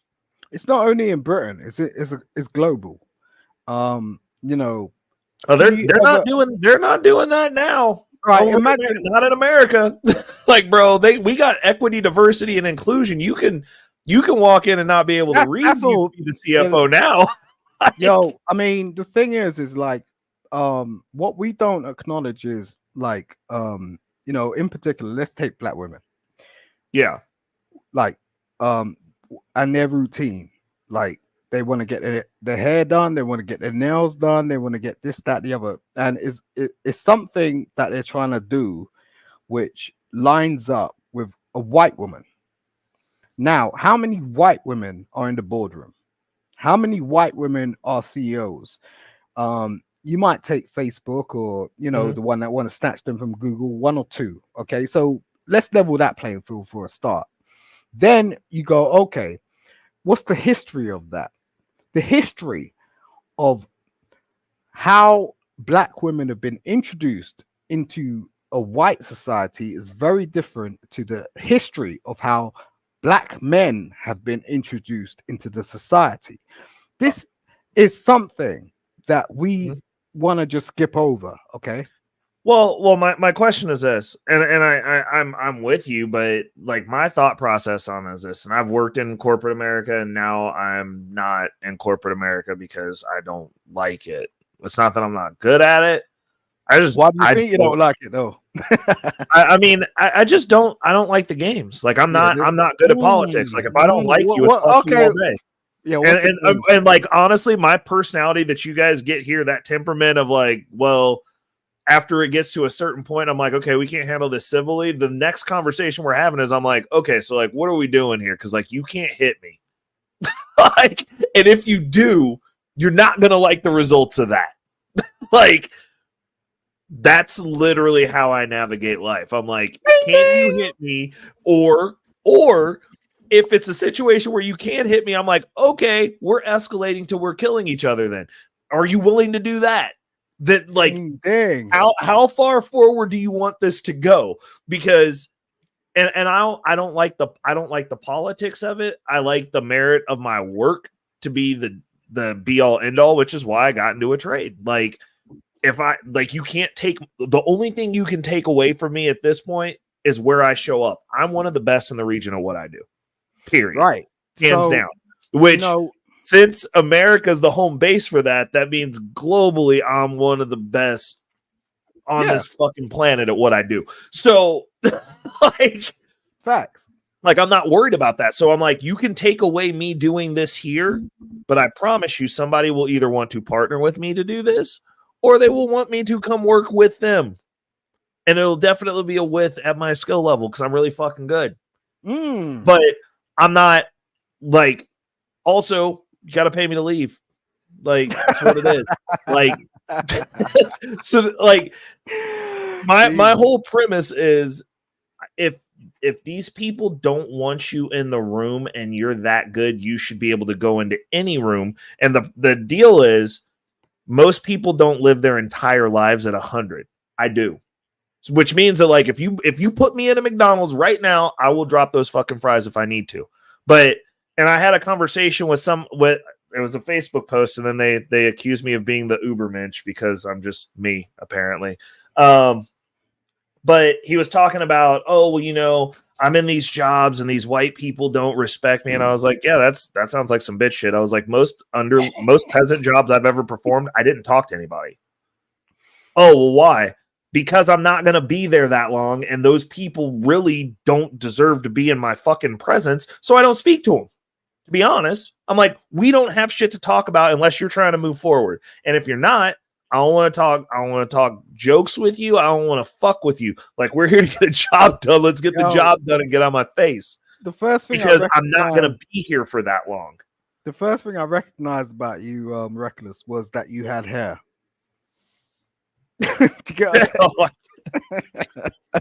You ain't right. I went into the barbers, and the barber was like cutting my hair, and his dad was sweeping up the shop, right? And his dad turned around to me and was like, "Why are you cutting your hair, nigga?" He was like, "This is one of the old ones." So he was like, "Why are you cutting your hair?" And it was unprofitable for his son because I was in the barber's chair, and he was telling me, "Why am I cutting my hair?" So I was like, "Yo, I need a haircut." My chick was in the side, and she was like, she wanted to see me get my haircut. She wanted to see me have that little fade and this, that, the other, so that she could turn her chicks and go blah blah. But he turned around to me and was like, "Nigga, why are you cutting your hair? Like, you don't understand that your hair means something. You don't even understand what your hair means, you know." So I was like, after that, after I saw them like, chop up my hair and stuff and sweep my hair on the side, I was like, maybe I should grow my hair. Maybe I need to feel what that feels like, because I think we're so indoctrinated sometimes about certain things that we miss the point. You get what I mean? It's like, grow your hair, nigga, and feel feel what your hair feels like, so that you know where you come from. Because I know my brother, because my brother comes from another mother. His hair is tough as shit. My hair ain't tough as shit. It's cool. But when I was young, he didn't have a chick around, so I used to plait his hair, and I used to think, Jesus Christ, like my hands are getting like arthritis or some shit. I didn't know what the hell was going down, and I tried to figure that out. But then I started to understand that we will come from different places. You get what I'm saying? Yeah. And as black brothers, we need to support each other. We can't be sort of just going, okay, this is this and this is that. So when I could have called my brother poor right then and there because I was doing better for him, and I actually employed him on my tour. Yeah, where he was doing okay. He had a security job, but was he poor? I don't know. You get what I'm saying? Yeah. But I think we could all go to war with each other all the time, and especially within the black community, what I think we need to tap into is our intellectual superiority, because we always try to fight amongst each other, make it like a fight. It's not a fight. if I'm having a conversation with Reckless, I'm not trying to be like going at him, but he actually acknowledges that we're just having a conversation. Whereas I could go on other platforms and I speak the same way, and they're just like, "Oh yeah, Simon," blah, blah. It's like, nah, I ain't even fighting you. You get what I'm saying? Well, that's because you're. Hold on a second. We got somebody backstage. Prepare yourself to hear the longest sentence you've ever heard in your life, followed by the longest sentence you've ever heard in your life. Don't ask him about this neighbor's breast size unless you want all the smoke. Say hello to Third Angel, the Sun. Jesus! What's up, Angel? Hey, stay on Simon. topic tonight. Hey, I'll stay on topic. Hey. So no, but what I was saying is, when you're on most of the panels that you frequent, you're on panels with stupid people that I wouldn't talk to in real life. Like, I honestly, they're literally most of the people that I've seen interact with you, minus like the people that I know, like Razik. Honestly, I wouldn't piss on most of them niggas to put them out if they were on fire. Like, they're worthless individuals. So you should expect that in those specific areas because they're garbage. Like, they're borderline non-humans. Like, to me, they don't exist. I never see them anywhere I'm at, even though apparently all of them are rich. I don't see them in any of the places I go. So whatever.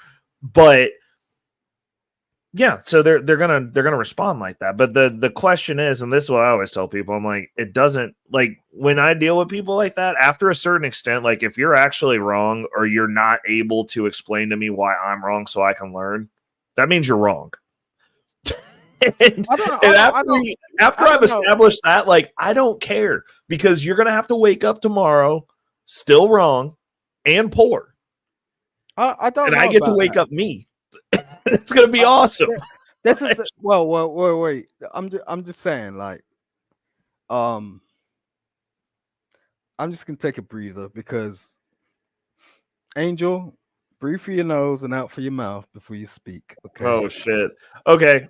So if we're taking a breather, we're gonna take a breath. We're gonna hold on. Jay, you've got yourself muted on the software. Oh shit! Damn it! Yeah, I sure did. I didn't even realize that. Jesus, Happy Thursday to you, Ray and Jay, and happy Friday to you where you're at, Simon. One more day. One more day. Hold on. We got somebody else in the back that's yeah, I know. It's about to get real. Some might think he's extreme. No one can deny that he's passionate. Whether you're gonna be in a holy war or some form of inquisition, either way, you probably want him on your side. Say hello to Orthodox John.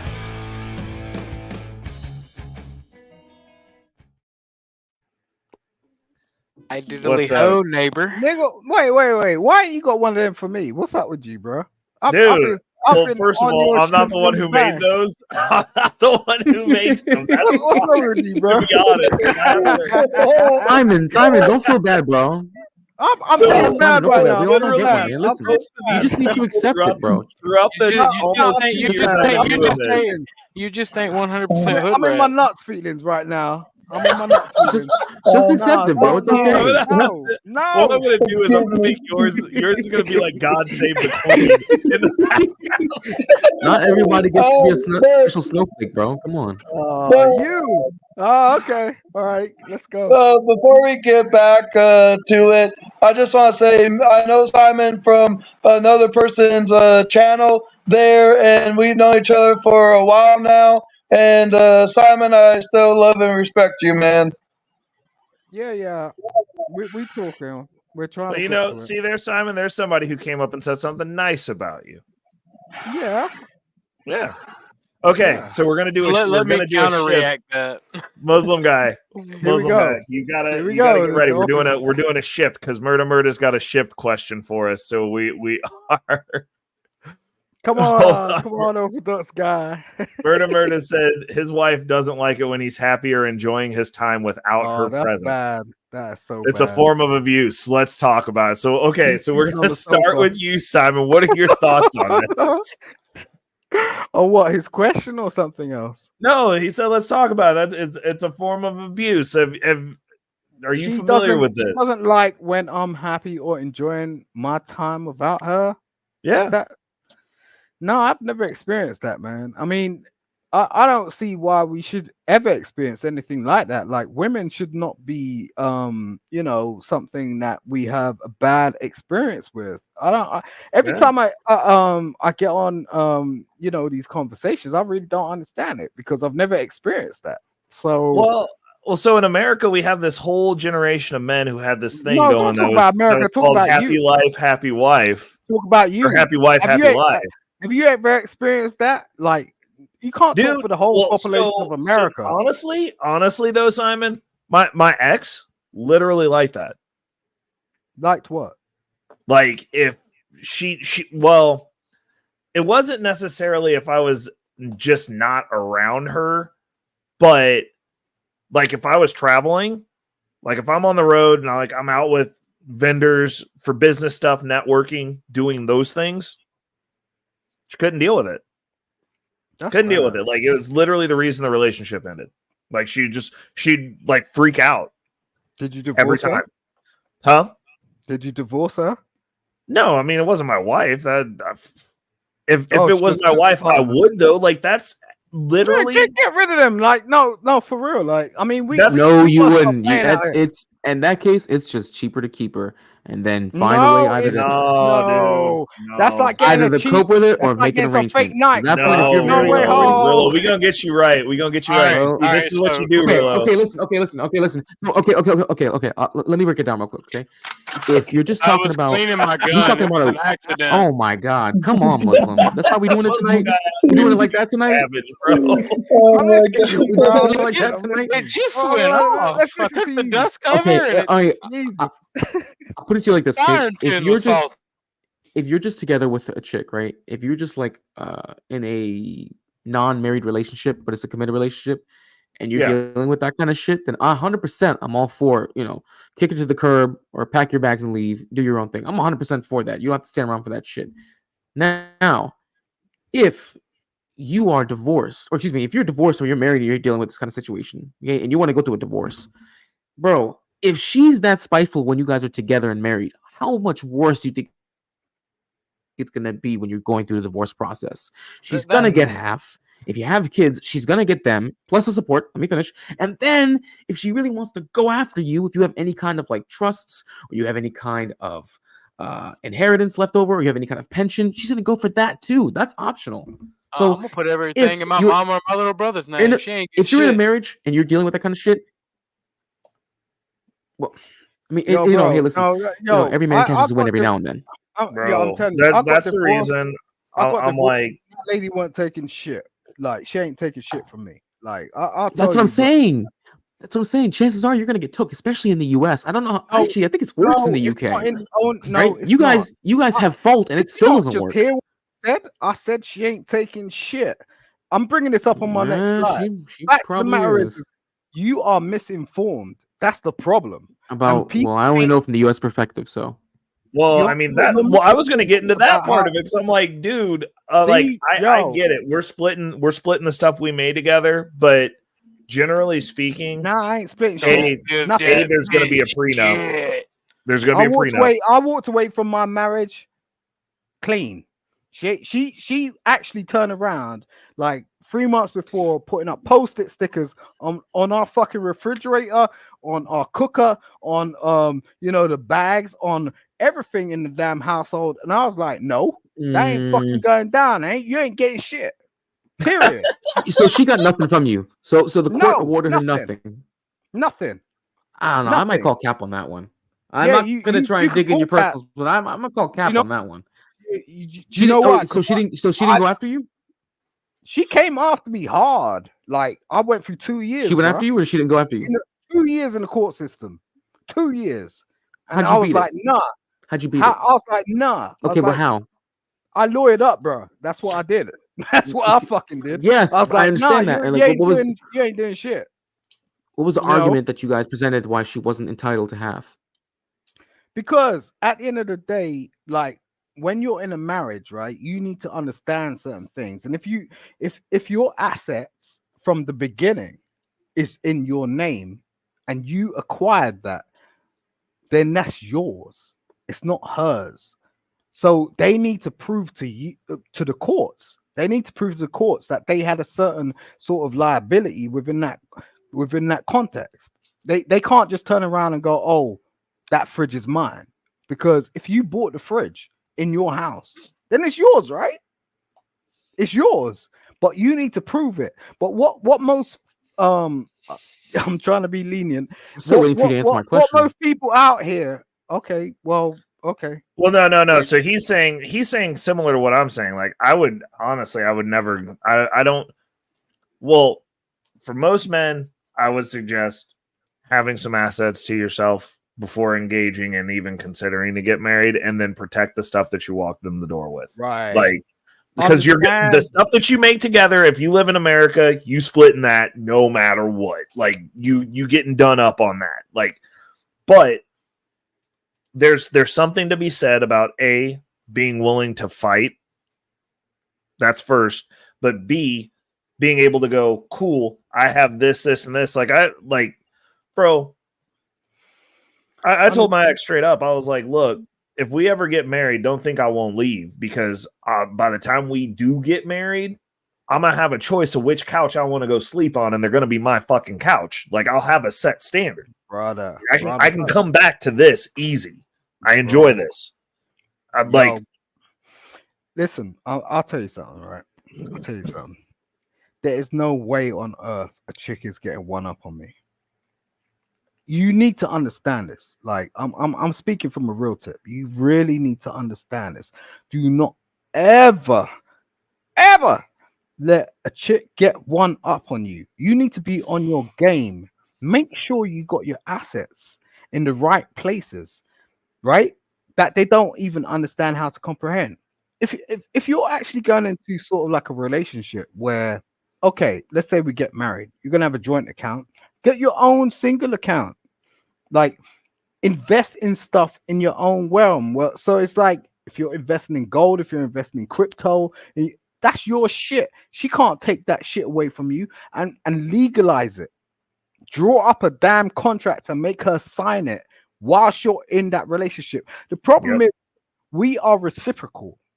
We try to make shit look real when we're past the point. It's like we're running a 100-meter sort of like sprint, like Usain Bolt, and then go, okay, we've won the race, and then go, oh, I want to fix shit after. No, you're not gonna be able to fix shit after. Get this shit in order now. Right. Don't wait for that shit. Please don't. Please don't wait for that shit. Well, it's because we get illogical over some box. Let's be honest. Like, it's the same thing that I tell people all the time. I'm like, if you break up with somebody, don't talk to them for 8 weeks. Period. Every freaking time. If I separate from anyone, I'm like, I'm not talking to you for 8 weeks, because I'm giving you no room to get into an emotional space with me to have that conversation. I was like, when you talk to me, we're negotiating, motherfucker. Like, you're going to be on the losing end of it, because you're dealing with 100% logic straight up. I'm like, I'm going to take 8 weeks to breathe. Then we can talk and see how you feel, because I don't think you're going to want to deal with 8-week negotiation versus I'll tell you. Today, I miss you negotiations. Like, I done got used to sleeping by myself again. I've been cooking my own meals. I don't really give a fuck. Like, seriously, it's a hard thing, because I went through this on YouTube, and I learned a lot from people like on YouTube, especially like my man Ray. You get what I'm saying? Like, it's a hard pill to swallow.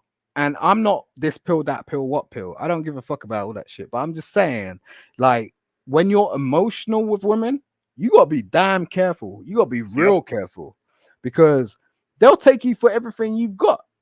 Like, and you're just like going, okay, but you don't really realize how much people they have around them who are willing to do exactly the same thing that you're willing to do. And unless you've got some commitment or some signed contract, that's the only way they pay attention. Why I'm telling you this is because why do they cooperate in the corporate world? How come these women are out here doing these jobs and not cooperating with you in the household, but yet they're cooperating with their employees or employers? Do you get what I'm saying? They're out here that, I mean, how come we're not busting contracts on them? The only way I can cooperate with a woman is if she turn around from the outset and go, yo, Simon, this is a 5-year deal. Boom. Right. I'm gonna sign that shit. I'm gonna read through that stuff. I'm gonna be logical in terms of I'm gonna take a couple of days out to actually read it, and then I'm gonna sign it if it's a good thing for me and it's a good thing for both of us. We're not approaching things like that. We're going on hearsay. We shouldn't be going on hearsay given the amount of court cases that we've seen outside of our spaces. Well, it's interesting and very on topic. I was listening to a deal earlier where it was one of those ones where everybody's doing it to start out now. They're just questioning random girls on the street. I don't even think these chicks are random at this point. I think they're all staged, but they were asking them about prenups and they were like, well, it's insulting because if you love me, then like you shouldn't. And I'm like, no, that's a female imperative right there. And that's where they get us out of a zone of logic. Oh, well, if you cared about me or if it's this, I'm like, hey, I won't even consider marrying a woman who does not want a prenup. No. Period. I'm like, which puts you, but it puts you in a space to where you have to go, okay, I can only date someone who has shit to lose now. Because a woman who comes in with nothing in her pockets is also not going to want to sign a prenup, and her not wanting to sign a prenup, no matter what she says, no matter what, I don't give a fuck what she says. Yo, is her going, if this don't work out, I want some of this shit that I walked into as well, which means that she doesn't actually care about you beyond a resource, and she's willing to tolerate you for a certain amount of time till she extracts your wealth. Like, that's the only logic that I could have on that, because I'm like, how else would you walk into somebody's life and be like, well, I can't understand why you would want to, if we were to separate, you wouldn't want to split the shit you eurned on your own. Like, that's the most selfish thing you can say. I got a real life anecdote actually to go along with that. I got a real life anecdote. Hold on. Let's come on. I got a Simon, let J-Roll rock out. Yeah, I got a real life anecdote for this. So it was an old friend of mine. This is about maybe a year and a half ago, right? This was sometime in 22. He and I went out to dinner at the Hooters, and they had like a special on wings. And I had asked one of the waitresses that was there, right? Because he and I were having a conversation. And one of the things he brought up was, do you think women would ever go for a spiritual marriage? And what that is basically you have the ceremony, you invite your friends, your family, you have a priest, you say your vows, you do everything that you would do in a normal wedding, right? The only thing is you don't go to the courthouse, but it's all before the eyes of God, right? So I asked the waitress to see, I wonder how a woman would actually think. And she was a pretty waitress, I'm not going to lie. And I asked her, I was like, hey, how would you feel about a spiritual marriage? And I laid it all out for her, right? And the number one thing she said was, I don't know how I'd feel about that. Like, because then, if there's like a house and, it's like, I wouldn't get, and then she just kind of stopped and she was like, that's different. And then she walked away. And right there, he and I, before our very eyes, saw, I was like, wow, women will not get married if there's any kind of form of a prenup, or there's no guarantee that they won't be able to get something as insurance at the very end of the day. That's literally their evolutionary tactic, though. Yep. Mm-hmm. Like that's like God literally says men are meant to be the providers, and this is why I say it's men's fault. We let weak men in our society. It's our fault that we let women act this way. And ultimately, it's just up to men. Either we can be weak or we can be the assholes that we're supposed to be. I mean, it's the same. Oh, go ahead, Simon. You be quiet over there before I say something. Let Simon talk. Wait, just chill for a second. Just chill for a second. There are certain things in life which kind of are basic, and then it gets to sort of medium, and then intermediate. Okay, right. So, do you have a wallet as a man? Do you have a wallet? Yes. A wallet. Yes. You have Yes. you have a wallet. Do women have wallets? Yes.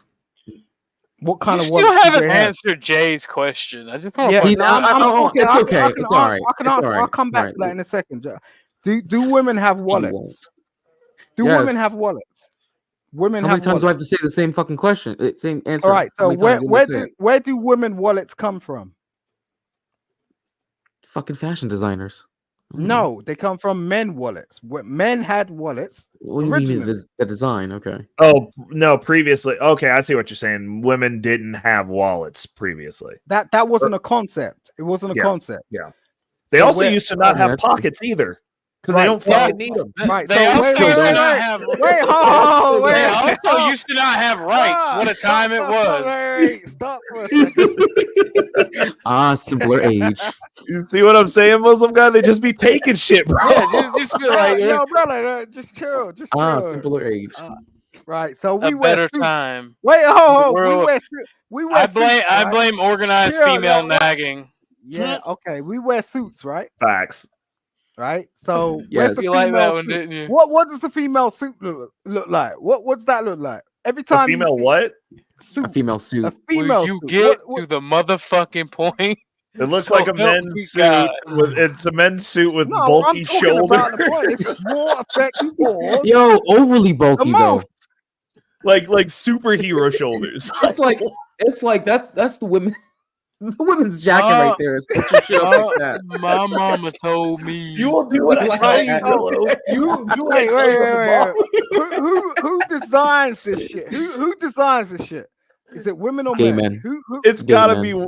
It's gotta be it's gay women men. with the suits. No, Women's wait, suits no. are designed by women. Who- There's who no desi- way you made a All power right, suit so to look like a comic book character and it wasn't Where- a shape of who human. Where's designs- my super suit? who designs women's clothing? Who designs It's definitely gay men. It's definitely gotta be gay men. Mm-hmm. Thank you very much. Okay. O- It's a Okay, man, so nevertheless, right? okay, all right. Go All on. right. So Okay, what are they putting out to us in terms of our household and what we need to deal with and what we do Androgyny. with? That's what they're Thank that's what they're presenting in Ooh. today's Thank you society very is much. androgyny. Thank you for what's androgyny? That's where It it is- blurs the line between male and female. Mm-hmm. Right. Okay. So we got to be very careful You about made how me we real set uncomfortable design. with the way you say, mm-hmm. You're getting too close to Meant to gay, make bro. you Stop.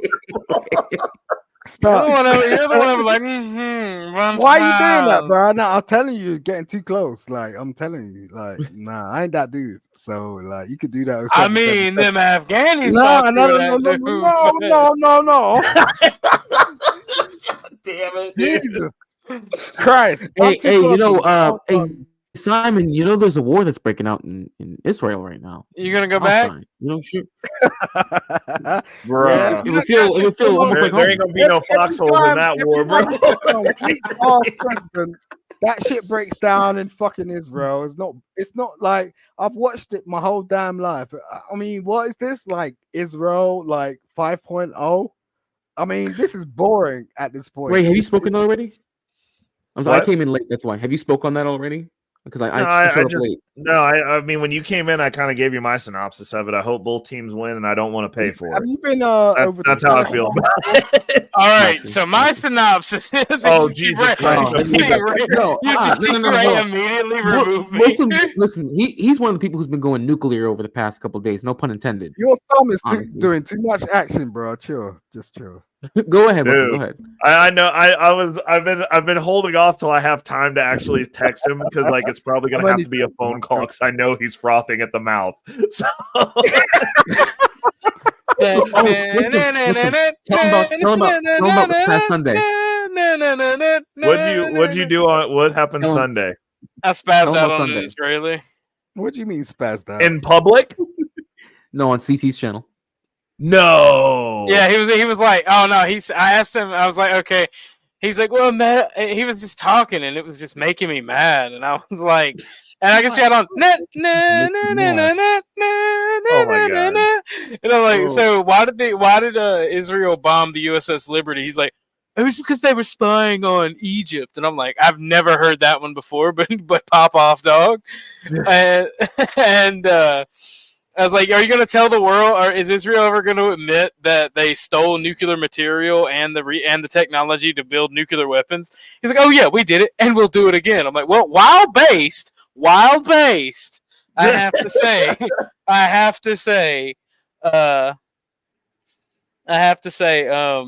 That France was based. No, you sound like you're unaware of the fact of how global communications actually work. I mean, you can't say Simon, are you telling me I don't know anything about the Israeli and Palestinian conflict? Jay, I'm gonna have to do it to him. I think you should actually. I think you should. No, Muslim guy, you missed out on a really good conversation. There was a guy who came up that was over on my Twitch that came up here and tried to make me be an anti-Semite.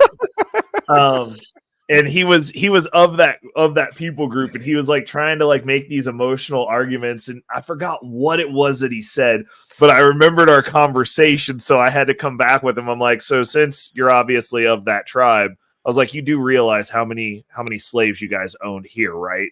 Because since you look through the records, and he was like, yes, and I was like, okay, so don't expect me to feel fucking bad for you. Ray, that's very anti-Semitic of you. It shut down the whole conversation. I was like, and he was like, well, you still said this, and I was like, I don't understand why you think that I should have an emotional feeling either way about people who didn't value people who look like me's humanity from the inception of this and fucking country. They still They never said that they were fucking sorry. They just made it white people's fault. Yeah. I was like, in the Talmud, you know what it says about me, you, Jay, literally anybody who's not Jewish? That we are born to be their slaves. Not just their labor slaves, they're sex slaves. They can kill us, they can destroy us. Hey bro, they can do whatever they want. There's some hot Jewish chicks though. Oh yeah, no, I run through Yentas like I mean, if it's that type of slavery, I mean, they can snoo me to death. Like I run through Yentas like, in the words of Patrick Little, I run through Yentas like water. Bro, I mean, I don't know. I'm not saying we should bring it back, but that's the kind of slavery I could get behind. I'm not gonna lie. She would sleep with you, and her father would hire someone to kill you because he couldn't do it himself. Bruh, I'm saying Jews are naturally weak, and they better have a friend. Simon, if you ask me if I'm Jewish, I'm gonna take that as a self-defense situation and handle business, dog. What's the problem? Hold on, Murder got a question, and this one I'm going to give to Muslim guy and Rillo. He said, after analyzing everything, would it be safe to say that the Middle Eastern war is over fictional ideology? Fictional being in parentheses. No, absolutely not. The Jewish state of Israel is doing everything that was claimed to them, that the Holocaust was done to them, to the Palestinians. They've been doing it for 50 years. They did reprisals in the streets of Gaza and in Egypt, where they just hunted down random, not even like Palestinians, just random Arabs, and like stripped them down and beat them. Why'd you say that? Because that's what they did. They stripped them butt naked and beat them until they were on the verge of death. I've seen videos. How did Israel become? By lies and theft, like everything that is Semitic. But anyway, wait. Oh, that is a fact. You asked me a question, now you let me fucking answer it. All right. Okay. Fucking some wealthy Jews bought separated parcels in that area. And then when enough of them bought the land, they demanded after World War II that Britain and America give them the rest of it by military occupation, so that the Holocaust can never happen again. Okay, so that's what I was talking about. I'm saying, like, they didn't do it. We did it. No, they did it. No. They used their power, money, and influence to bribe our governments to do it. Not only that, because Muslim guy, I was asking this question earlier before you guys, actually, J. Rillo's before you got here too. I was like, we've sent them over $260 billion. $260 billion in the past 60 years. Right. But we're not supposed to talk about reparations. Hey, Ray, We've been reparating them since World War II, bro. Ray, do you want to know something funny? How many Jews were killed in the Holocaust? Oh, see, that's what the dude got mad about because I don't know. Actually, he sent me the link from their count, which I have to take because I wasn't there either. They specifically say 6 million. You want to know the funny thing? All the occupied territory that Germany occupied, there weren't 6 million Jews in. And then they go, "Oh, it's a goyim. It was actually they killed faggots and enemies of the state too." And then I thought you said that was 6 million Jews. So it's a lie, Ray. It's a lie. All right, so the British didn't create Israel. Oh my God. No. So what happened? What he's saying, Simon, is historically he's 100% accurate. They bought the land. Then after World War II, they were like, "We need to be here." Then what did they do? They said, "Come, occupy the motherland," where they flooded in with people and just kept taking up fucking space and being like, "Yeah, this is ours too," because there's just so fucking many of us here. We killed. That's literally what happened. They bought a small portion of it. They bought a small portion of the land. The Palestinian government. Oh, shit. Hold up, I got somebody I got to bring up real quick. I'm out here. We're getting. He takes gaining knowledge as serious as he does his games in the gym. Please welcome Mr. Youngblood City.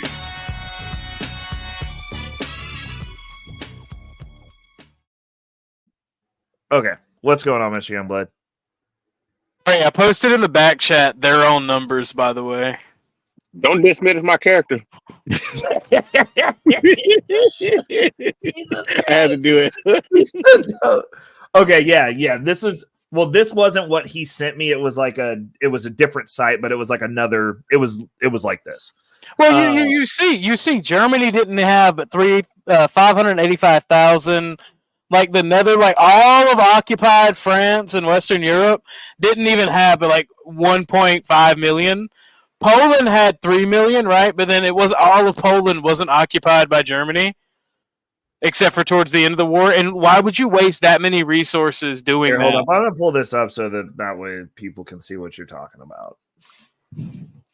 It's their own numbers. They lie to you, but when you repeat what they say, it's anti-Semitism. Good God. Hold on. Let me blow that up there. So for most of the war, half of Poland was split. So I'll say about 3 million Jews in all of occupied Germany during the time of the Holocaust. Because I don't know if you know this, but the push, I'm pointing at the screen like you can see my finger, but the push westward, the push eastward into Russia, literally they didn't have time to actually, put them all in cattle cars and send them there to the masturbation machines, electric floors, and holocausters.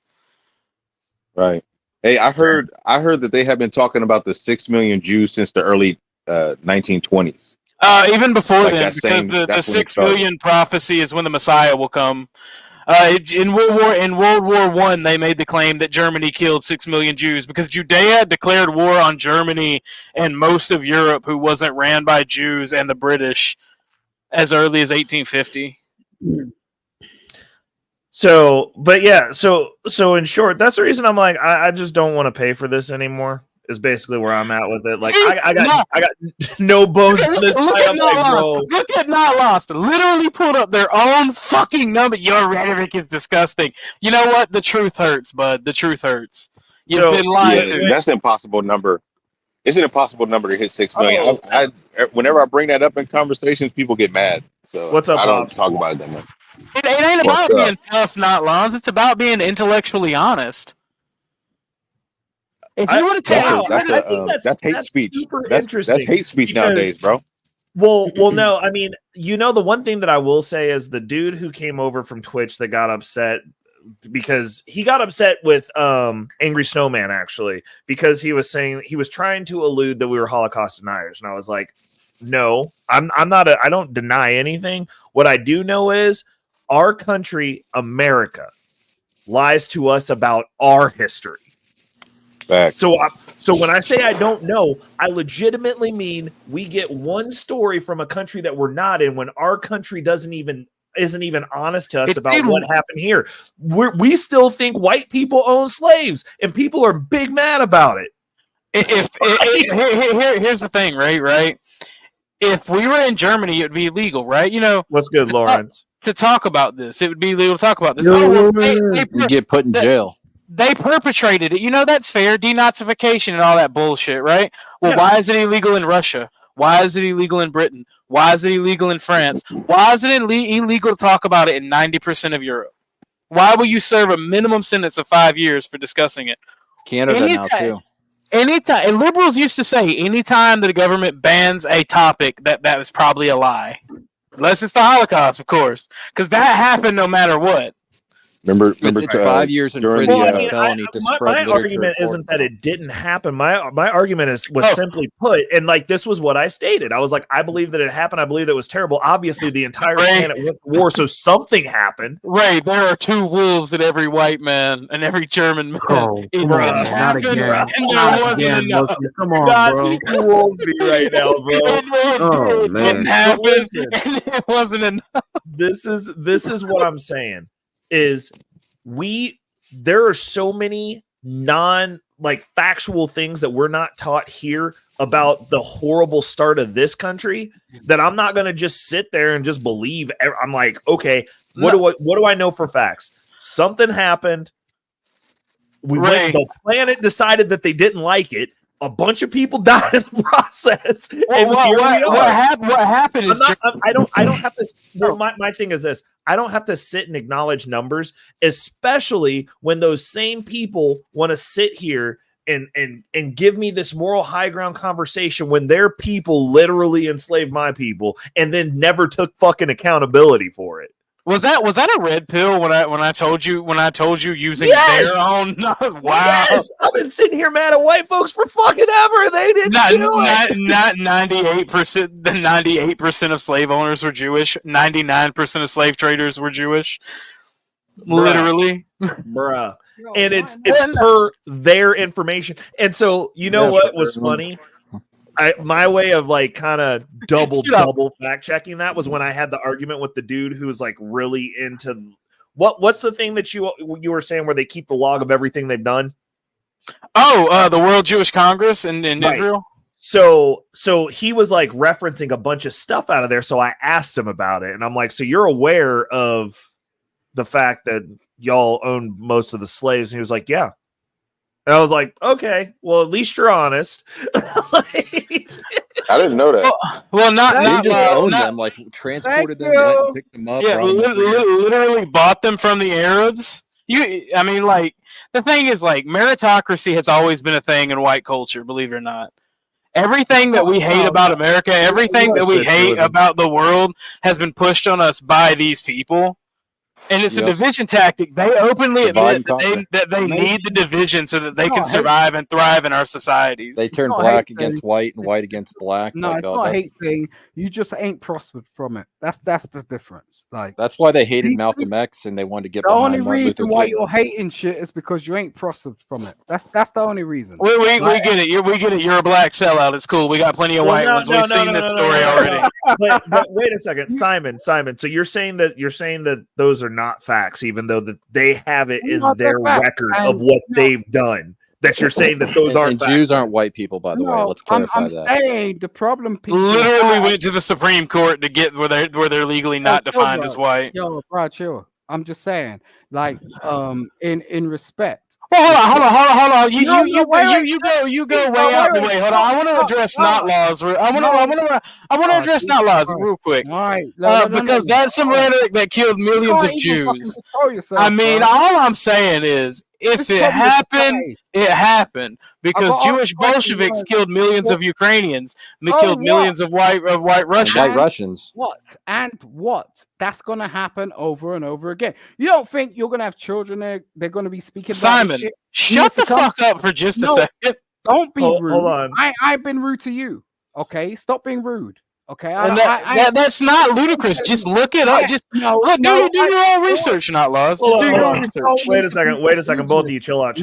Not lost. We don't have capitalism. If the government is involved directly in the markets, manipulating the markets, quantitative tightening, quantitative easing, that's not capitalism. That's literally socialism for corporations, my friend. Thank you. So you can't look at that. You don't know what capitalism is because you've never been in a capitalist market. None of us who live in America have been in a capitalist market. You can't look at America in the state that it is right now and read what capitalism is and go, these two are the same fucking thing. Like that's a disingenuous statement that you say all the time. That's so inaccurate and stupid that like you're arguing with somebody who believes in capitalism that's telling you this isn't capitalism because of XYZ. And I can point out it's corporate socialism is what we have here.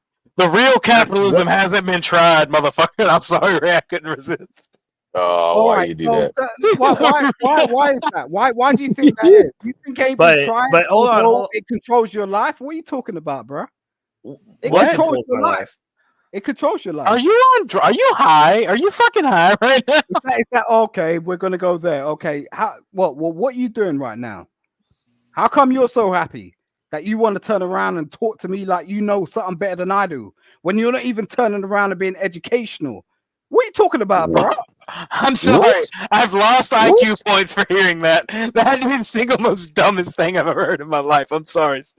Yo, if you're smart enough, you would listen. You're not gonna talk and just talk some nonsense because you don't even know what you're talking about. Bro. I mean, here's the thing, Ray. Like, I get, and this is the argument that I get from people about capitalism, and it's essentially the same argument from communism. Real capitalism hasn't been tried. Real communism hasn't been tried. The simple fact is both have been tried. They fail. We need a system that incorporates both. I mean, social. This is the thing that I'll say is that, you're right. Actually, what you just said is right. No, he's not. They're right. tools. They're tools. No, he is right, Simon, because it's a tool. Do you just build a house with a screwdriver, my guy? Is that the only? No, you have a whole ass toolbox. I'll tell you why he's wrong. There's a bunch of shit that goes into building a house. I'll tell you why he's wrong. The deal is this. I'll tell you what capitalism doesn't work with is healthcare systems. Because the incentive, if you're trying to make money, capitalism, you got to have sick people, which means that your hospital and your medical infrastructure is designed to make people sick and then sell them life extension. That's what America's medical system does. In order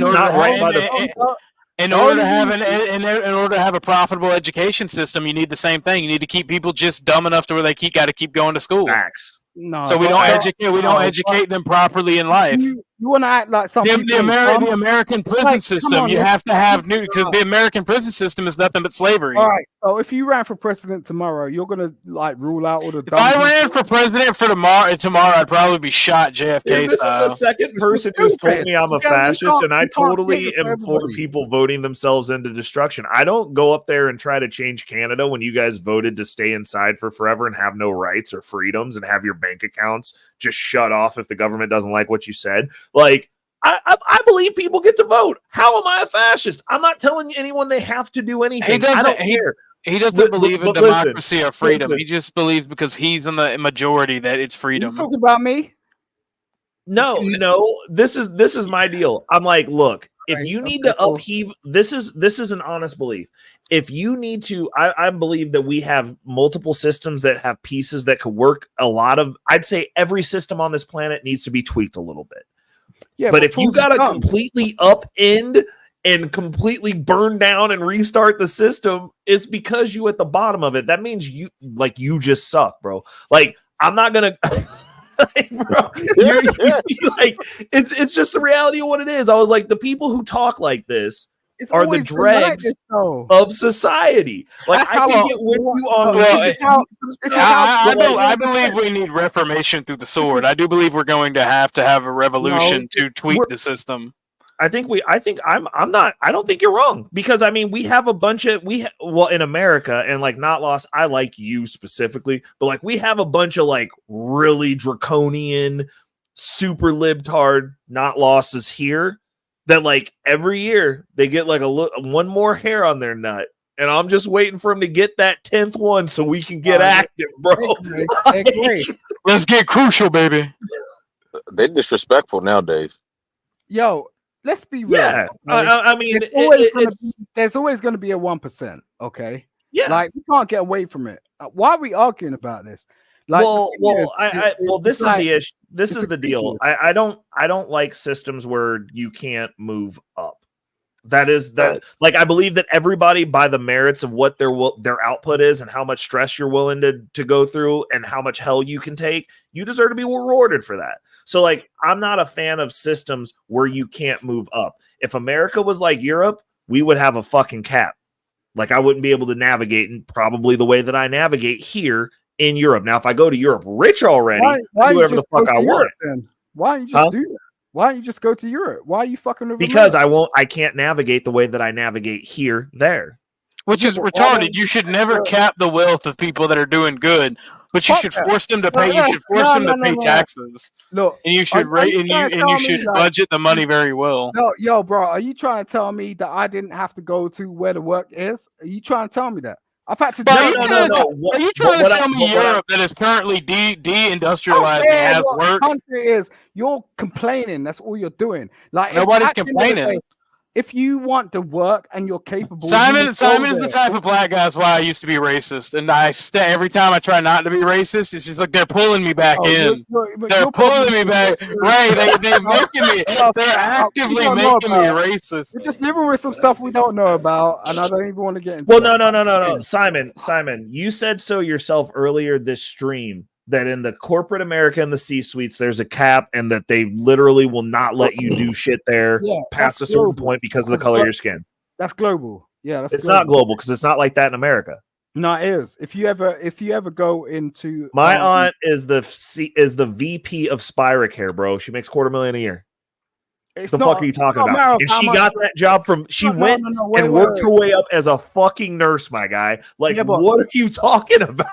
Okay, so I'm talking about Fox News, I'm talking about CBS, I'm talking about like the mainstream. If you ever walked in, Blue Cross and Blue Shield is the mainstream. No, my brother in Christ, Simon. That's because you're not Jewish, and they're there to control a narrative.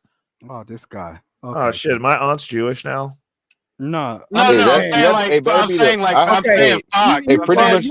the argument that he said your aunt. The argument that he's the argument that Simon is saying is the argument that I hate the most is that you don't see black people at the top of the top companies. Then that's racism. We're 14% of the population. It's not racism. Like, what do you expect? We didn't build any of those fucking companies, Simon. No, it's not racism. What is there? No. Ray. We have to put black people there artificially, so all of society crumbles, and then we wind up blaming black people. No. So Simon, hold on. Let me articulate this point for you. Black? Are you black? I'm just asking the question. No. Are you black? Me? Yes. No, the Orthodox guy. I'm better black, but like black. No, not you. The Orthodox guy. The Jesus Christ guy. Are you black? Yeah. Okay, cool. So, I mean, you should understand if you've ever walked into a media room, like on the floor, for real, when you see these people putting out this news and spewing out all this shit and being a narrative in terms of what we see when we switch on our remote and go, okay. Yeah, I see a lot of menorahs and Star Davids. No, wait for a second. I'm just saying something. Have you ever been in them rooms, like in terms of understanding how they put that narrative out? You ever been in them rooms? Have you been in them rooms? You ever been in them rooms, boy? Have you? Which rooms? The room where they are spewing out this media, like they have like this process where they go through. Oh, this is the thing that we're putting out to the black media or the white. Oh, okay. No. What you're speaking about exists. I know what you're talking about. I haven't been in those rooms. I had a lady that worked and I was dealing with her for a minute, and like she was like, "Yo, I'm sitting in here, and there's no black people in here." And they're dictating. It's called information quarantine and control. There's not right people in there either. They have funny echoing names. No, it's total white. Like Bergenstein and Stein. Shout out to Dr. Nakumbe. Give me a Latino media lady that's going to come up here and speak to us. No. Wait. Hold up. I'm gonna stop you right there. The Latin American media on this side of the globe is run by Spain. They do the same shit. Actually, Latin American media over here, if you see native born Latin Americans that are not descendant of the Spanish, all of the roles that they are on their TV that they're given. I tap in on Univision sometimes to tap in and see what they do. And listen.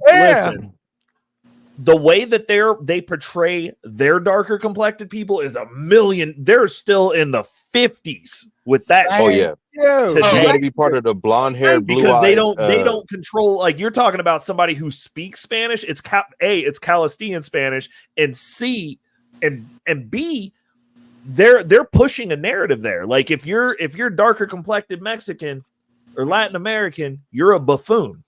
You are here for jokes. Yeah. Well, they're literally like Latin America. Like, everything south of Texas is sending all of their brown people here. I mean, that's honestly what they're doing. Well, it's literally Israeli NGOs that like will pay for these people's flights and tell them what to say to like come over here. Like, not just here, but in Europe. Like, look it up. I'll link some stuff. He's paying for what? He's paying for what? For like all the illegal immigrants that come over here. Oh, give me a break. They are, though. Not saying all of them, but a huge number. Right. You know what I love doing in life? What my greatest joy is in life? When people tell me I'm wrong and I pull out evidence and like, oh well, you're still wrong, but I don't like what you said.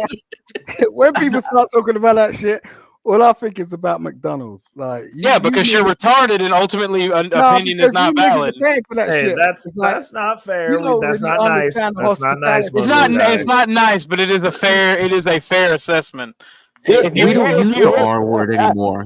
If you hear an argument that is based in facts and think about McDonald's, you are either morbidly obese or retarded. Mm-hmm. Yeah, bruh.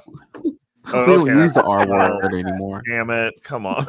Like, I mean, you might be right, but like, you ain't gotta say it like that. Bailiff, take this man's balls because he doesn't deserve to reproduce. You've never heard me say retarded because it's illegal over here. Like, if you turn around and say retarded to someone, you could get arrested.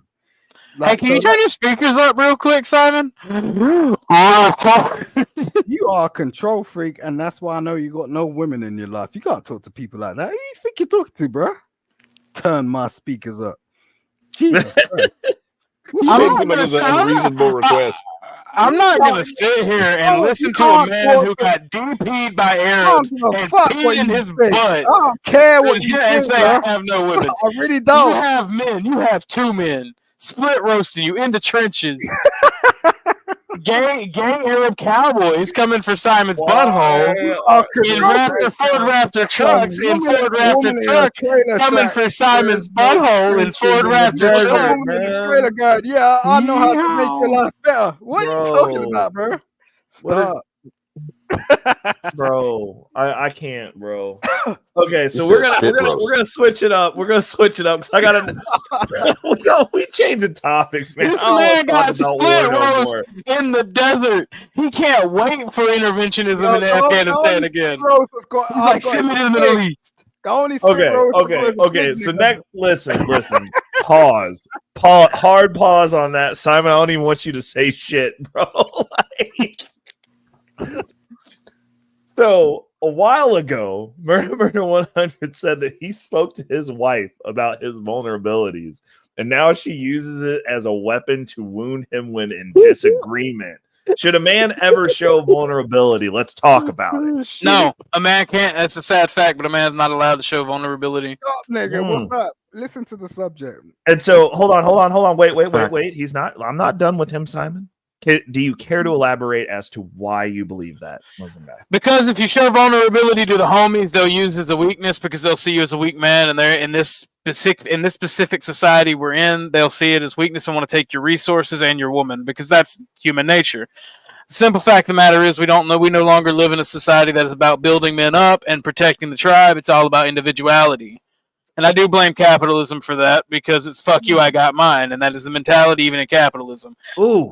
The simple fact of the matter is we have given women power in this society that they have not earned because when men were foraging in the fields to building nations and working in unsafe factories, they were at home with children.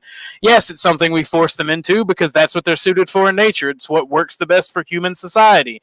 The simple fact of the reason is, and moving into your women, you can't show vulnerability at all to your women ever in any society, no matter what, because she's not looking to you for your vulnerability. She's the one that is vulnerable to you. You are her protector. You are her provider. You do not show weakness to her. All this bull. I believe in the yin and yang system that men and women balance each other out at the end of the day. But the simple fact of the matter is, part of that balance is there's just some shit you cannot do to women. You cannot have in any remote relationship. Like you just can't do it. You're just not able to do it. No, I believe in bringing the best out of men. And what he just spat there is complete truth. Yeah. And we can have these discussions. I'm just saying what he just said there. Clip that shit. That's what we need. Not laws. It still works the same way. It has nothing to do with if we were in the wild. I mean, if you're in the even if you're in the wild, it's like there's just certain things that men do better than women. Like I don't understand why people get upset that like we got harder bones. Like if you punch a woman, her skull's gonna crack, bro. Like her face will shatter. That's the reason men aren't supposed to hit women because they just fucking break. Like what the hell do you want us to do? Be like, yes, you woman who has a soft face, you can be a strong warrior too. Get the fuck out of here, bro. Even though totally won't steamroll you and rape you. You totally aren't wait, hold that language. Like we don't need to do all of that. So hold on. The one pushback that I'll have is I think that the only people that you can be vulnerable around is your tribe of men. Like that's like if you're gonna go cry with your homies. Because and then figure it out and fucking fix it. Because that's what if you have a good circle of men, like there should be no worries about like what you're doing. You don't go home and be like, yo, I don't know how to pay the rent and cry to your wife about that. Like you go to your homies and go, shit, I'm going through this, have your cry, and then you go, cool. The guys are gonna sit down and be like, how are we fixing this? What's the next play? No, you got to be careful, Ray, because most people, especially depending on what age you are, most people are just going to look at it as a way to go fuck your girlfriend and ruin your life even further because they're not there. I don't agree with you. I don't agree with you. Most people in this society are scumbags. You have to curate your friends. You have to look for good people. But what I'm saying is, you should have curated your circle. The people that you confide in is your circle. People should be curated. I'm not saying go run into a room of men that you don't know and be like, oh god. People aren't taught to do that. People aren't taught how to move and groove in society. That's the whole reason. If they do, they're told they're racist. They're told they're sexist. They're told they're homophobic. Like for one, if you have a faggot friend, you can't boo-hoo to them. You can't talk to them.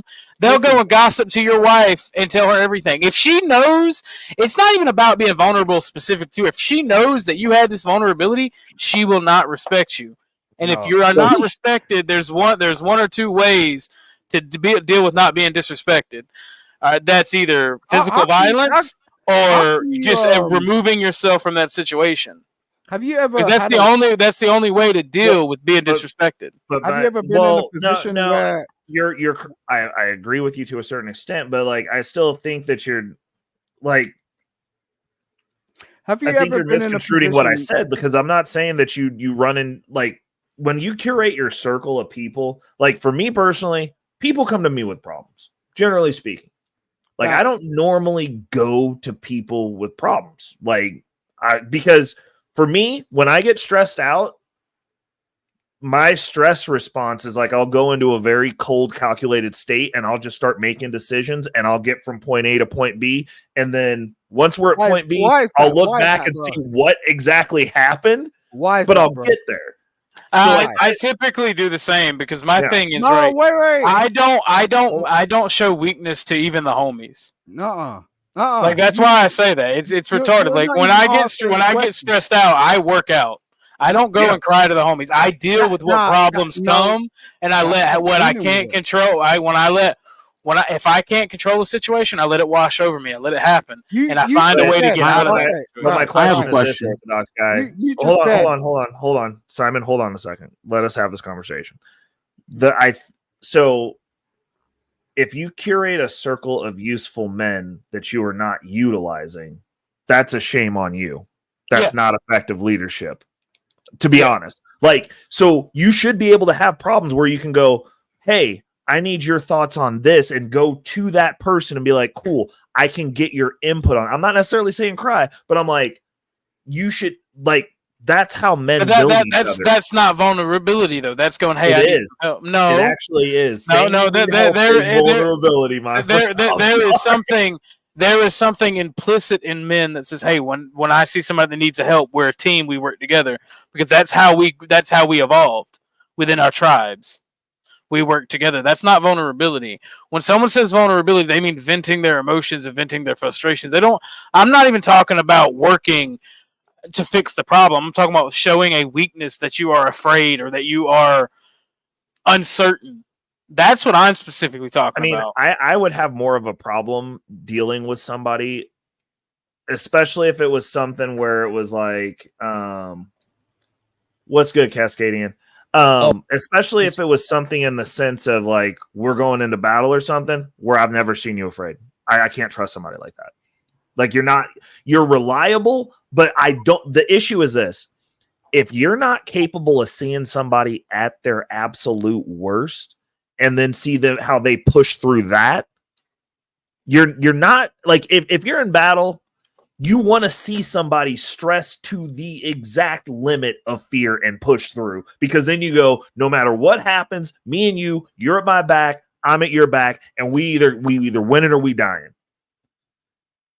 If you haven't seen somebody like, I disagree, dude. I don't want to be getting shot, because I've been shot at, right? I've been in the shootout. Right. I don't want to look to my left and see the dude with a rifle shaking and afraid and just pushing through, because that means that he's not thinking. That means that he's not calculating his moves. He's not planning. Yeah, but everybody's like that their first shooting.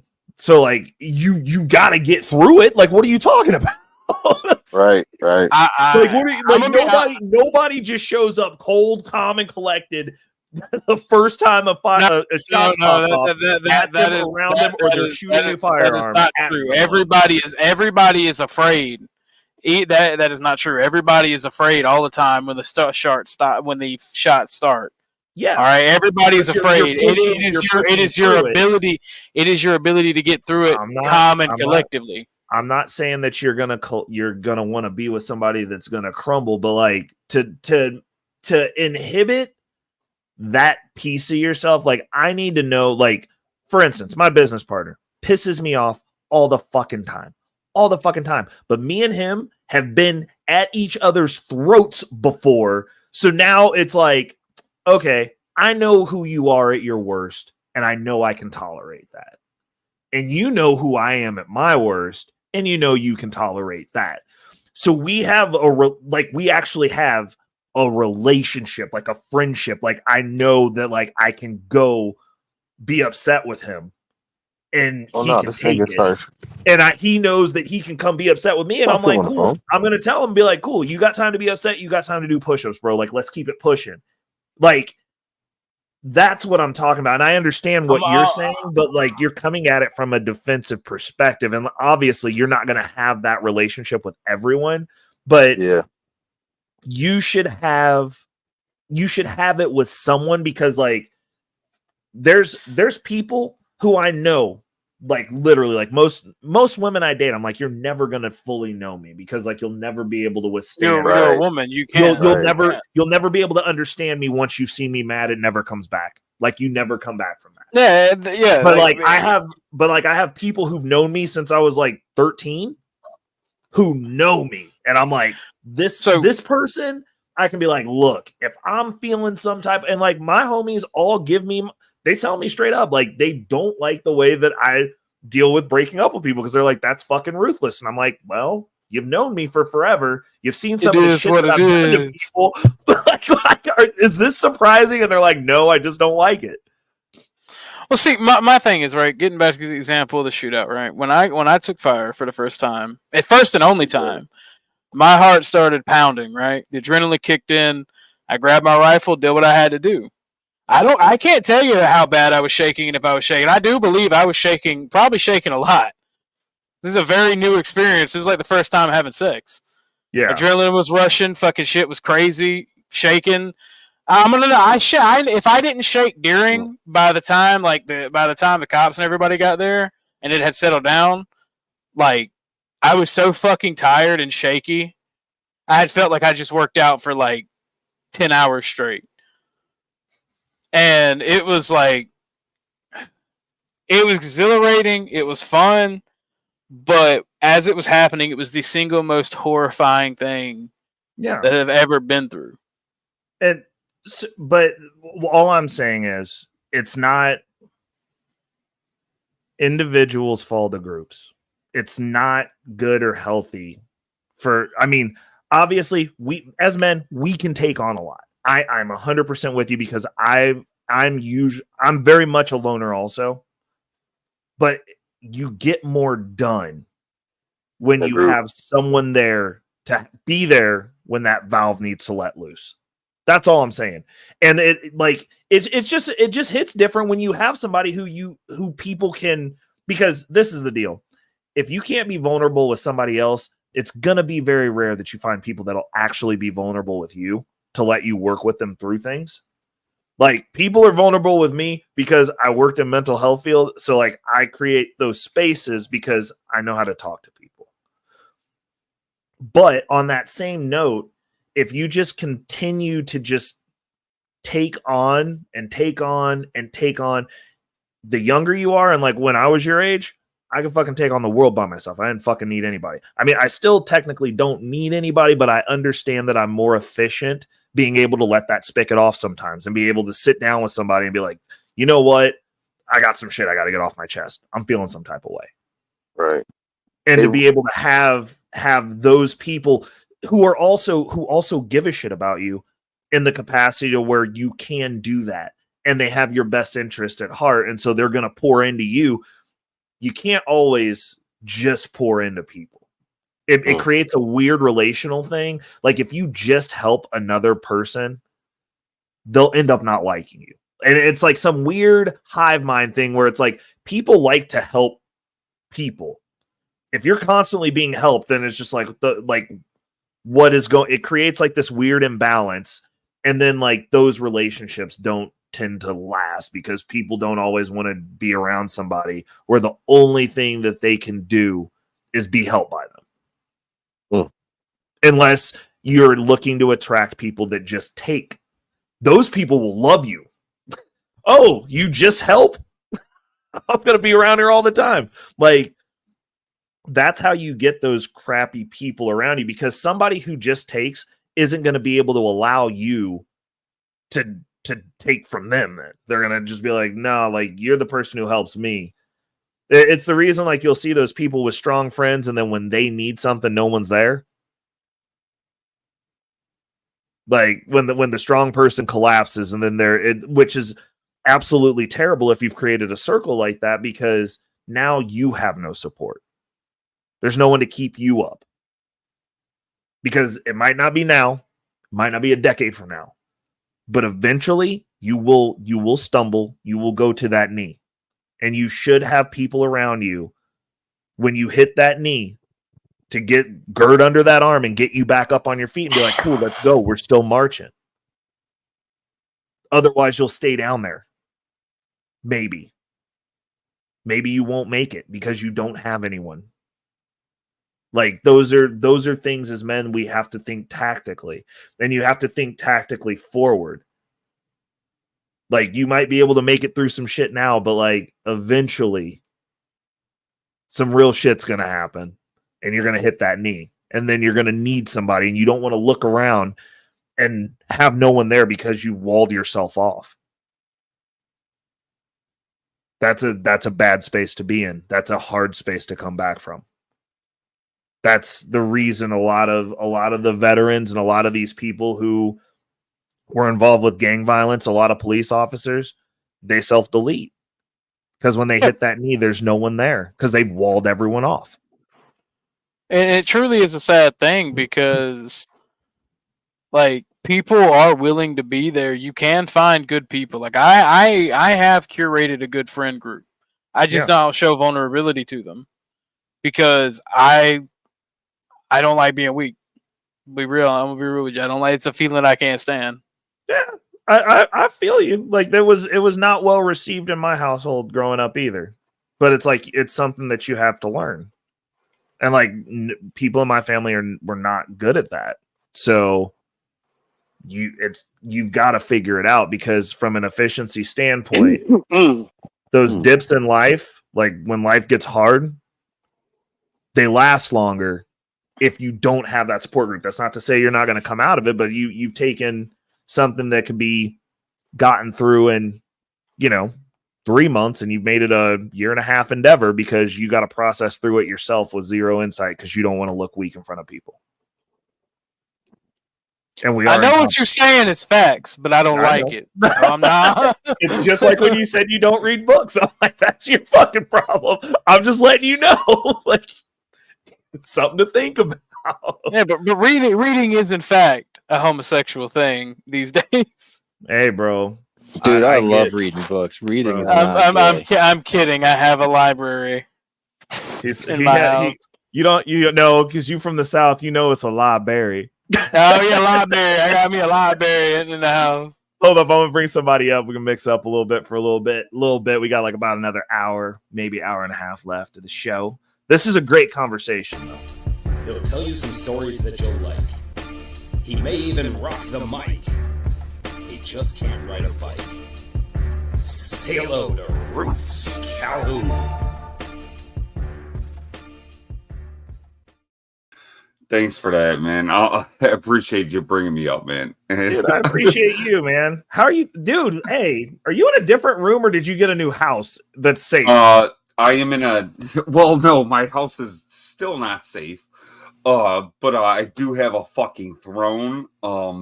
This thing is fucking badass. If y'all that is so cool. I love it. Dude, like, yo, y'all don't even know. Like, this is cherry. It's cherry wood. Hand carved, like badass. This is a motherfucking throne, bro. It's a motherfucking throne. Did you break that out for Halloween because it's haunted? You getting ghost lap dances right now, bro. It probably is haunted, man. Yeah, no, I just wanted to fucking I just wanted to come up and just be like, hey man, what the fuck, what's up? And let's not fucking be assholes and we're not gonna be here sitting saying that it's okay to say library. No, it's the fucking library. But man, I said it right the first time. You did say it right the first time. This motherfucker, man. Library. Yeah, we going to the library. Bro, literally every time I hear somebody say library, I assume they can't read. I'm not gonna lie. I mean, it would be a fair assumption. I'm gonna be like, where you going? Be like, I just got back from the library. I'll be like, don't you fucking lie to me, bro. Okay. Why the fuck you lying? Oh my God. In this house, we ain't allowing that kind of shit because we ain't getting niggerish. That's not it. Like, we ain't doing it, man. He said we ain't doing it. We've said we've denied the Holocaust and we've said the N-word. This stream is fucked. Hey, yeah, you're fucked anyways, right? You already fucking know it, man. And I've been fucking well, with I you. mean, we're not to 500 yet, so I figure we're just gonna dial it back. We'll figure out how to be responsible after we get there. We'll cross that bridge when we get to it. We'll try. Man, I want motherfuckers to like watch your old shit. Like, this motherfucker is a fucking ill ass b-boy. Y'all don't even know that. Like, dude, y'all ain't supposed to be scrolling that far back on my fucking feed, dude. Joe, it was fucking it was Nanya and Laura.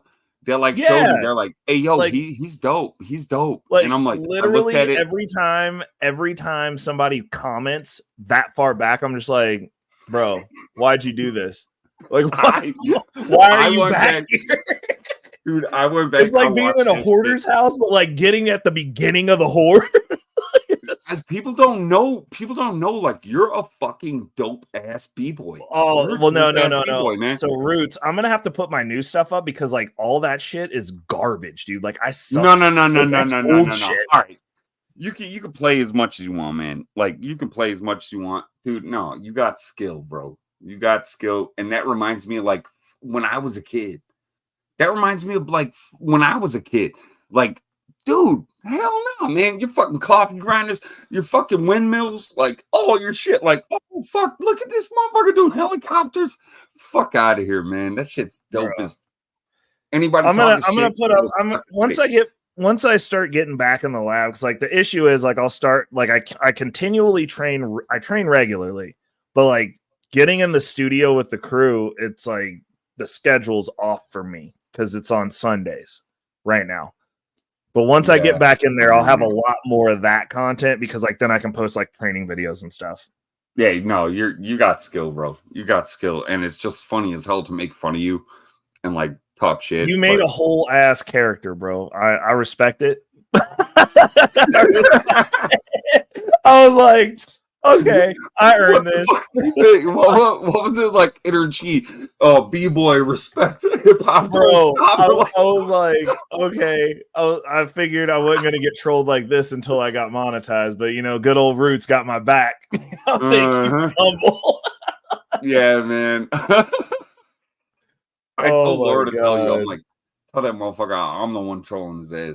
But nah, man, you got skill, dude. You got fucking skill, and I didn't know that. Like when I met you. I told you I perform with KRS-One. No, you said you breakdance. Like you said you breakdance. And I'm like, nah, that's motherfucker, man. That's how I perform with KRS-One. Like I'm not good at anything else. I didn't know you were that fucking dope, bro. And like I didn't know. Yeah, like we get to do a bunch of really interesting stuff, but like KRS-One was probably the best because he was like, dude, come up to the green room after the show and like kicked it till he had to leave and like just drop knowledge the whole time. It was I got to kick it with KRS before not a fan, man. Really? I really enjoyed it. I like learning shit though, and like he knows stuff. Snaps later, J Rillo. J Rillo got to go to work in the morning. I got to go to work in the morning too, but I can stay up a little bit later. Oh, my bad if I'm like running cats off, man. No. J Rillo got to work. He went to sleep. That's cool. Yeah, KRS, dude. Like, all right, 5%ers, like all them motherfuckers. Like, okay, fine, that's cool, dude. Yeah, no, I didn't enjoy my time with KRS-One. My time with Rakim, I enjoyed.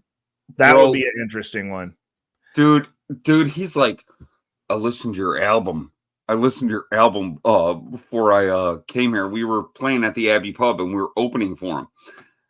And I'm like, this is Rakim. And his girlfriend is standing there with a fucking like chihuahua in a diaper. And I'm like, what the fuck is going on? Like, he's telling me he listened to my album and he thinks it's fucking dope. And then his fucking girlfriend puts her dog down and the dog starts taking a shit in the diaper. No. I shit you not, dude. I shit you the fuck not. I have pictures to prove it. I will show you pictures. And I'm like, okay, this is awesome. So man. They just changed the diaper? They didn't even change the fucking diaper, dude. So her chihuahua has a crusty shit butt. Yep. Yeah. That's disgusting. Yeah, pretty much. That's pretty terrible. much. But I got to sit and kick it with Rakim. And he's a real one, man. He's a fucking real one, and he'll tell you straight up. And you got to think like that is what the God MC. Like they don't call him the God MC for no fucking reason, man. That motherfucker will sit down, kick it, talk, and just like be real with you. Okay, so not so much. my number one chatter, who pretty much provides us with questions for the show whenever he's in the room, has a question for you. He said, if provided the chance to add any feature of choice to your song that would revitalize hip hop, who would it be? And I'm going to add on to this question because it's a solid question. Murder 100 always has good questions. Okay. Why? I want you to, who would it be and why? Okay. To revitalize hip hop, like bring hip hop back, like yes. Man, dude, that is so tough. I know who I'd want to do a track with right now. Like I would love to do a track with Black Thought all day. Black Thought, like that is Dude, like straight up my favorite. When MC. he came for Fringe Fest, I got to dance for him too. Like it was him and Questlove was DJ, and it was freaking dope. Oh, dude, I got to kick it with Quest too. Quest with his fucking pick. Yep. It fell out of his hair.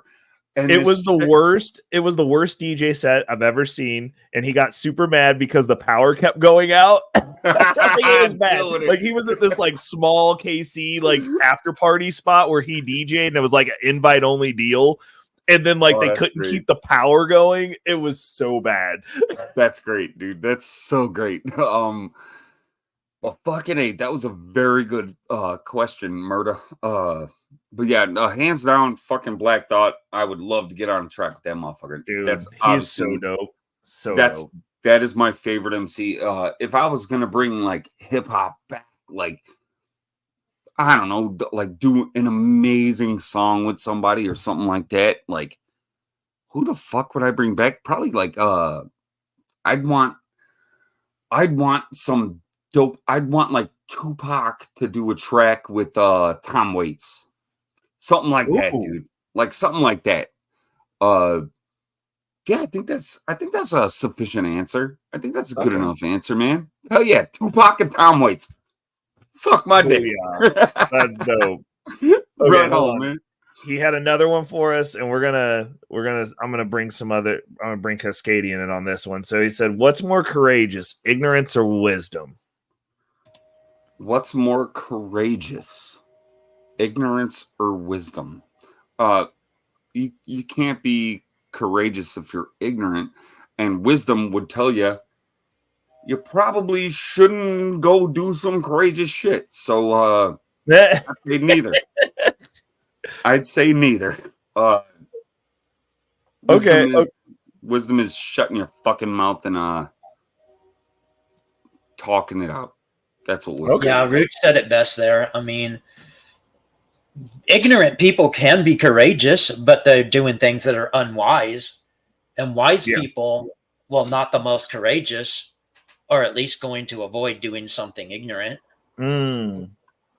Yeah, I kind of think that I'm on that same page, because it always makes me think of Dalmatians. Remember the fire dogs where they would like. I used to think Dalmatians were like the best dogs ever, and then like I found out that like via breeding that they're basically like functionally retarded. And like the only reason they'll run into a burning house is because they're stupid. Oh my god! Dude, I was like, oh no! Like this brings like a totally different perspective to this dog. But everyone looks at them and they're like, oh yeah, Dalmatians, they're so courageous. They'll go into a burning building to find a person, and it's like they're actually just really stupid. They're retarded. There's a thin line between bravery and stupidity. Facts. Hold up, man. I literally just fucking dropped the song that I wrote with my buddy in I believe it was 2016, 2015. I just dropped this track. It's called Junkyard Dogs. Is it on your page? No, because I'm banned. I got two strikes. I got two strikes, man. Yeah, dude. What the fuck? What did you do? Hold on, man. Hold up. Let me fucking find this shit for you. Play this fucking track because it's dope. It's so dope. Hold up, man. You got to give your verbal approval so they don't strike me out. No, you ain't gonna get struck for this. I think. Okay, that's it. Yeah, I just put it in a private chat. Gotcha. But yeah, man. This is a dope ass track, dude. It's about dogs. Okay, hold on. I'm pulling it up now. Boom. I literally just fucking dropped it, man. And my buddy's like, this dude's out here talking about he's banned. Jesus. Okay, here we go. Let's get it going. Can't hear it. They are so loyal and so sweet, and they love people. They do it because they almost fight because they want people's approval. That's like they're trained to. They're engineered to. So it's a strange dog. They're super intelligent, man. Like pit bulls are really intelligent. Like they connect with you. They connect with you like they're your buddy in a weird way. That like it's an intensity that's you don't get from a lot of other dogs. They look you in the eye and their head is the same size as yours. Yeah, and they're fucking sweet, man. Like a good one that's raised well, that's you have it since it was a puppy. They're so sweet to people. You just got to exercise it. Their reputation's back. The reputation No is one's there scared for of a pit bulls reason. anymore. They're an aggressive dog. If someone does a bad job training them, and they're accustomed to getting into fights, they'll fight in the middle of nowhere. What, bitch? And they'll just fucking knock over garbage cans and start going to war. They're ready to fight, like at a drop of a hat. And they're engineered. And do a 1, 2. A 1, 2. This one's for you and you. It's a man love. See, I told her from the jump that I'm a dog. I'm just trying to hump, and if you don't, then move along. I ain't trying to do you wrong, but she says she loved the way that my voice sounds on the song. Now I'm thinking to myself, I'm about to get the thong. It's on. Move the conversation over to the telly, and of course, without hesitation, she's rubbing on the belly, and it seems like she ready listening to R. Kelly, digging all up in the guts while I'm feeling on the jelly. Smooth the way I move, you would have thought it's my profession. She looking in my eyes, trying to make a small connection, so I flip the ass over, not to get the wrong impression. Cause if she looking for love, then she better get the step. And plus, I only paid for 4 hours at the Saratoga. From the start, I told you all I wanted was to bend you over. Now you gotta get the rolling like a boulder. Barking for my dogs, you can call me Red Rover. It's on. Dogs, junkyard dogs. This one here is going out to all y'all. Dogs, you ain't got time to wipe balls. Burying the bone, getting up inside drawers. Dogs, junkyard dogs. This one here is going out to all y'all. Dogs, you ain't got time to wipe balls. Burying the bone, getting up inside drawers. I leave my phone out because I trust you. Why must you bust down and start sneaking like a slut do? See my Facebook and be like, nigga, fuck you. Screaming in my face like she weigh more than $1.2. Funny thing is, she ain't even find nothing. I'll be on there trekking through the swamp before I hide something. Boo, you got a bad attitude. Got goodwill money seeking Saks Avenue. But homie, don't play that. Streams of tears. Even with $1 million, I get jeans and tears. Fuck, I look like Kanye. You think you Kim K? Fuck you. I've been saving money since the 6th grade. You really think I drive a Maserati? You really think it's true when I'm inside your body? I break up your voicemail laughing and shit. This is how I spit to him after I hit. I said dogs, junkyard dogs. This one here is going out to all y'all. Dogs, you ain't got time to wipe balls. Burying the bone, getting up inside drawers. Dogs, junkyard dogs. This one here is going out to all y'all. Dogs, you ain't got time to wipe balls. Burying the bone, getting up inside drawers. Yo, can you believe this crazy bitch I met? Man, I could put up with some crazy if that chick's a 10. I know you right. Shit, I know I am. I'm looking at one now drunk, cashing in an open can. Say word. Say word. I bet the new porch climbing out the ashtray. Dirty motherfucker, now tell me just how that ass tastes. Like shit, but I lick for a stick. How much you wanna bet that you fucking eat the dick? Yep, they all horse. We can trade like it's up a deck. And once I'm done, I don't care where the fuck you went. Neither do I. Ain't no pussy too wide. Ain't no pair of tits gonna resist this pair of blue eyes. Touche, now let's get it down for crew play. Tell her that she's ready and she's gonna do it today. Say, girl, you wanna hit the lab? Call the squad up and let them know the bitch is bad. Fuck these internet hoes, internet hoes. Y'all gassed up, internet hoes. Fuck you, internet hoes. Internet hoes. We love y'all, internet hoes. Man law. Hoes. It's a man law. Hoes. It's a motherfucking man law. Hoes. Now do the squad, bitch. You a motherfucking hoe, bitch. Now do the squad, bitch. Now do the whole entire fucking squad, bitch.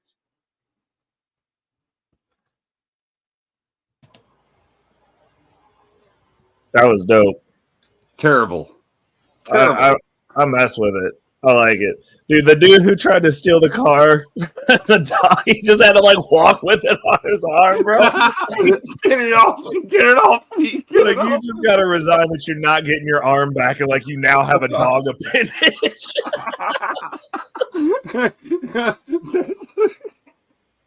Yup, that motherfucker busted the window, went through the fuck, and just like latched onto that dude, and he was just walking like, "Please get it off me! Please get it off me!" Oh my god, bro! When he started walking with it, I was like, "This dude can't even feel his arm anymore." That dog became his arm, bro. He was like, fuck it. Fucking A, man. You missed the end of it, man, because that was my dog at the end of it.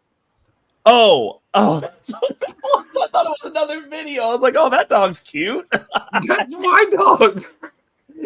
That's mine. Dude, I fucking sat there. I made it was like chicken fajitas or something like that, and I ate them on pitas, right? And I'm like, I just smashed the living shit out of it, right? And then I like look at the plate, and I'm like, oh fuck, I didn't give the dog any, and he was just sitting there looking at me like, you're a fucking piece of shit. and then I pulled out my phone and I filmed him. I'm like, man, you're really mad at me, huh?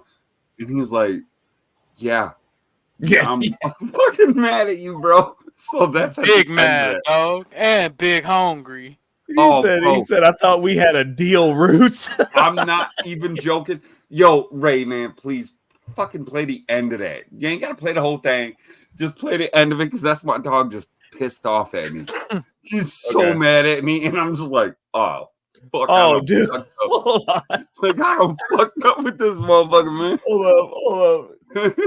This is ridiculous, Roots. I can't believe this dog is looking at you like this, bro. Ray finna eat your whole soul. I would have never went to sleep. I wouldn't have been able to go to bed that night. He was so pissed at me, man. It's so fucking funny. I can't believe you're gonna play this. This nigga is so pissed at me. Bro, that dog's big mad. Oh, dude. Man. Are you mad at me, bud? Are you pissed? You didn't even clean the plate, bro. Can you clean the plate? Get the plate, buddy. He said there ain't shit on this plate, man. Don't touch me. I was hungry. I'm sorry, dude. I'm sorry. Bro, your dog's like, you ain't shit. Don't even touch me. He's like, you ain't shit. That dog judged you so harshly. He like sat there. I'd never seen him so mad. Like, he just looked at me like, the fuck is your problem, man? Like, you just ate all of that and you didn't give me nothing? Like, who the fuck do you think you are, dude? Bro. He said, I had a question. Oh, go ahead. What's up? So, like, Orthodox guy, did you hear anything about, like, terrorists sneaking through the southern border around here? Because some people I was hanging out with earlier were talking about something like that. Yeah. Yeah. They're all sneaking. You know, all I have to say is, Bismillahirrahmanirrahim. I'm just kidding. Bismillahirrahmanirrahim. Alhamdulillah.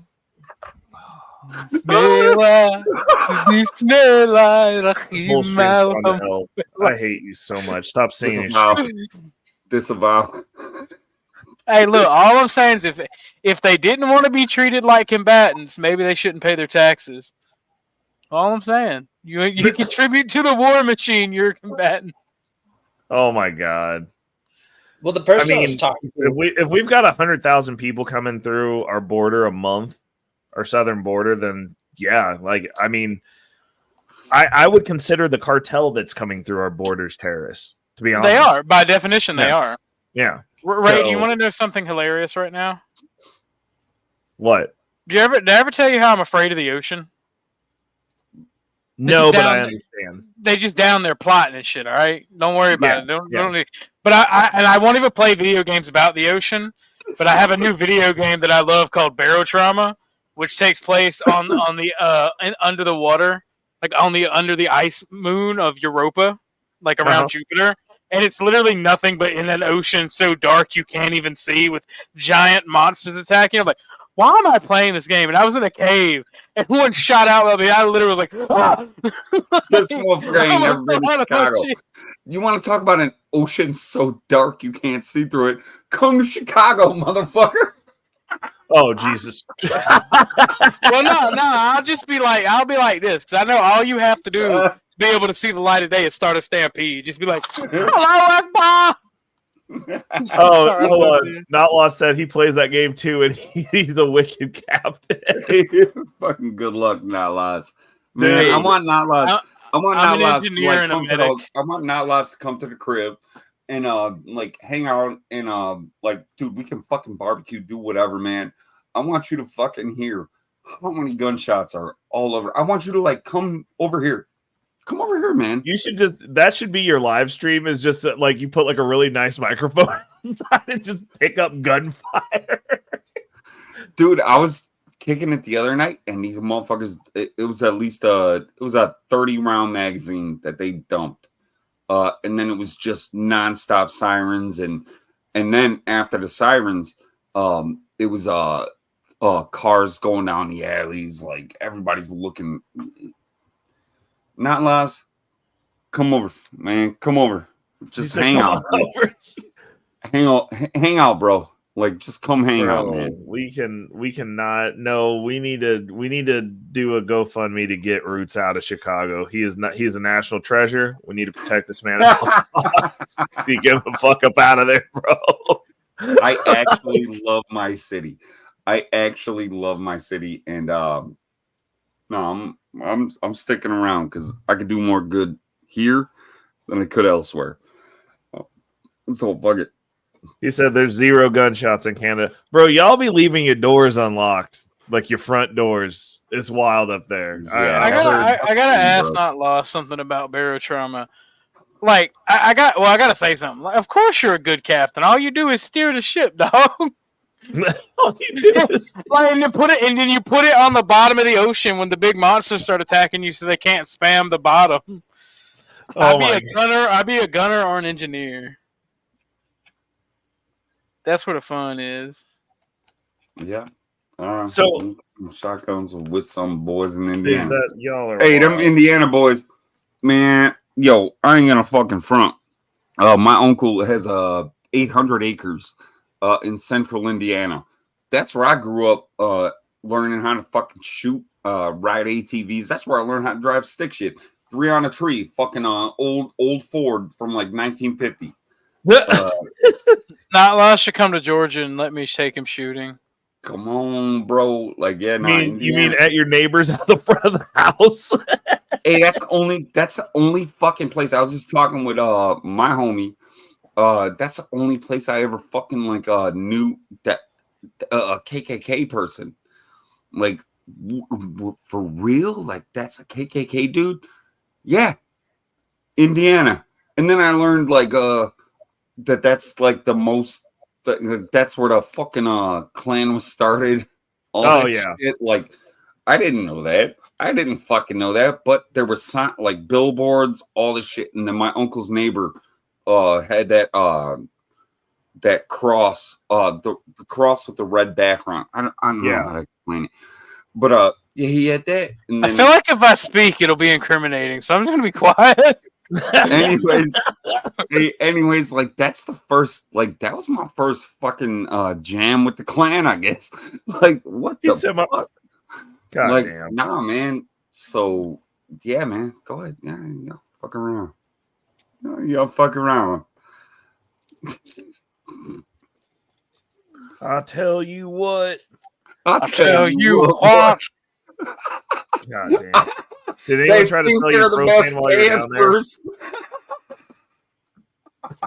I got the best meth. I mean, what? Oh, man. Dude. Hold on. Orthodox, I got a question for you. Do you think Orthodox Jew theism will be infiltrated by modern culture eventually? Believe it or not, I actually don't have a problem with Orthodox Jews for the most part. I do. Why? Because I think that they are not they're not theists. They don't believe in a god. They don't. And they can go fuck themselves. They implicitly do though. They do not, man. I'm not gonna sit here and get into this on Ray's channel because I fucking like Ray, and thank you, Roots. I'm not gonna get his channel popped. Man. Like multi levels of Ray's just gonna not be able to get on a plane, or they're gonna shoot a plane that I'm on down. Like I'm driving everywhere. If these assholes want me, they're gonna have to send a fucking drone. Like they're just gonna send a hot chick with huge tits to seduce you and then drug you with poison. That's how Mossad operates. Hey, dude, as long as she's riding it while I go to sleep, bro. Like, Jesus Christ. This is an assassination I can get behind. Literally.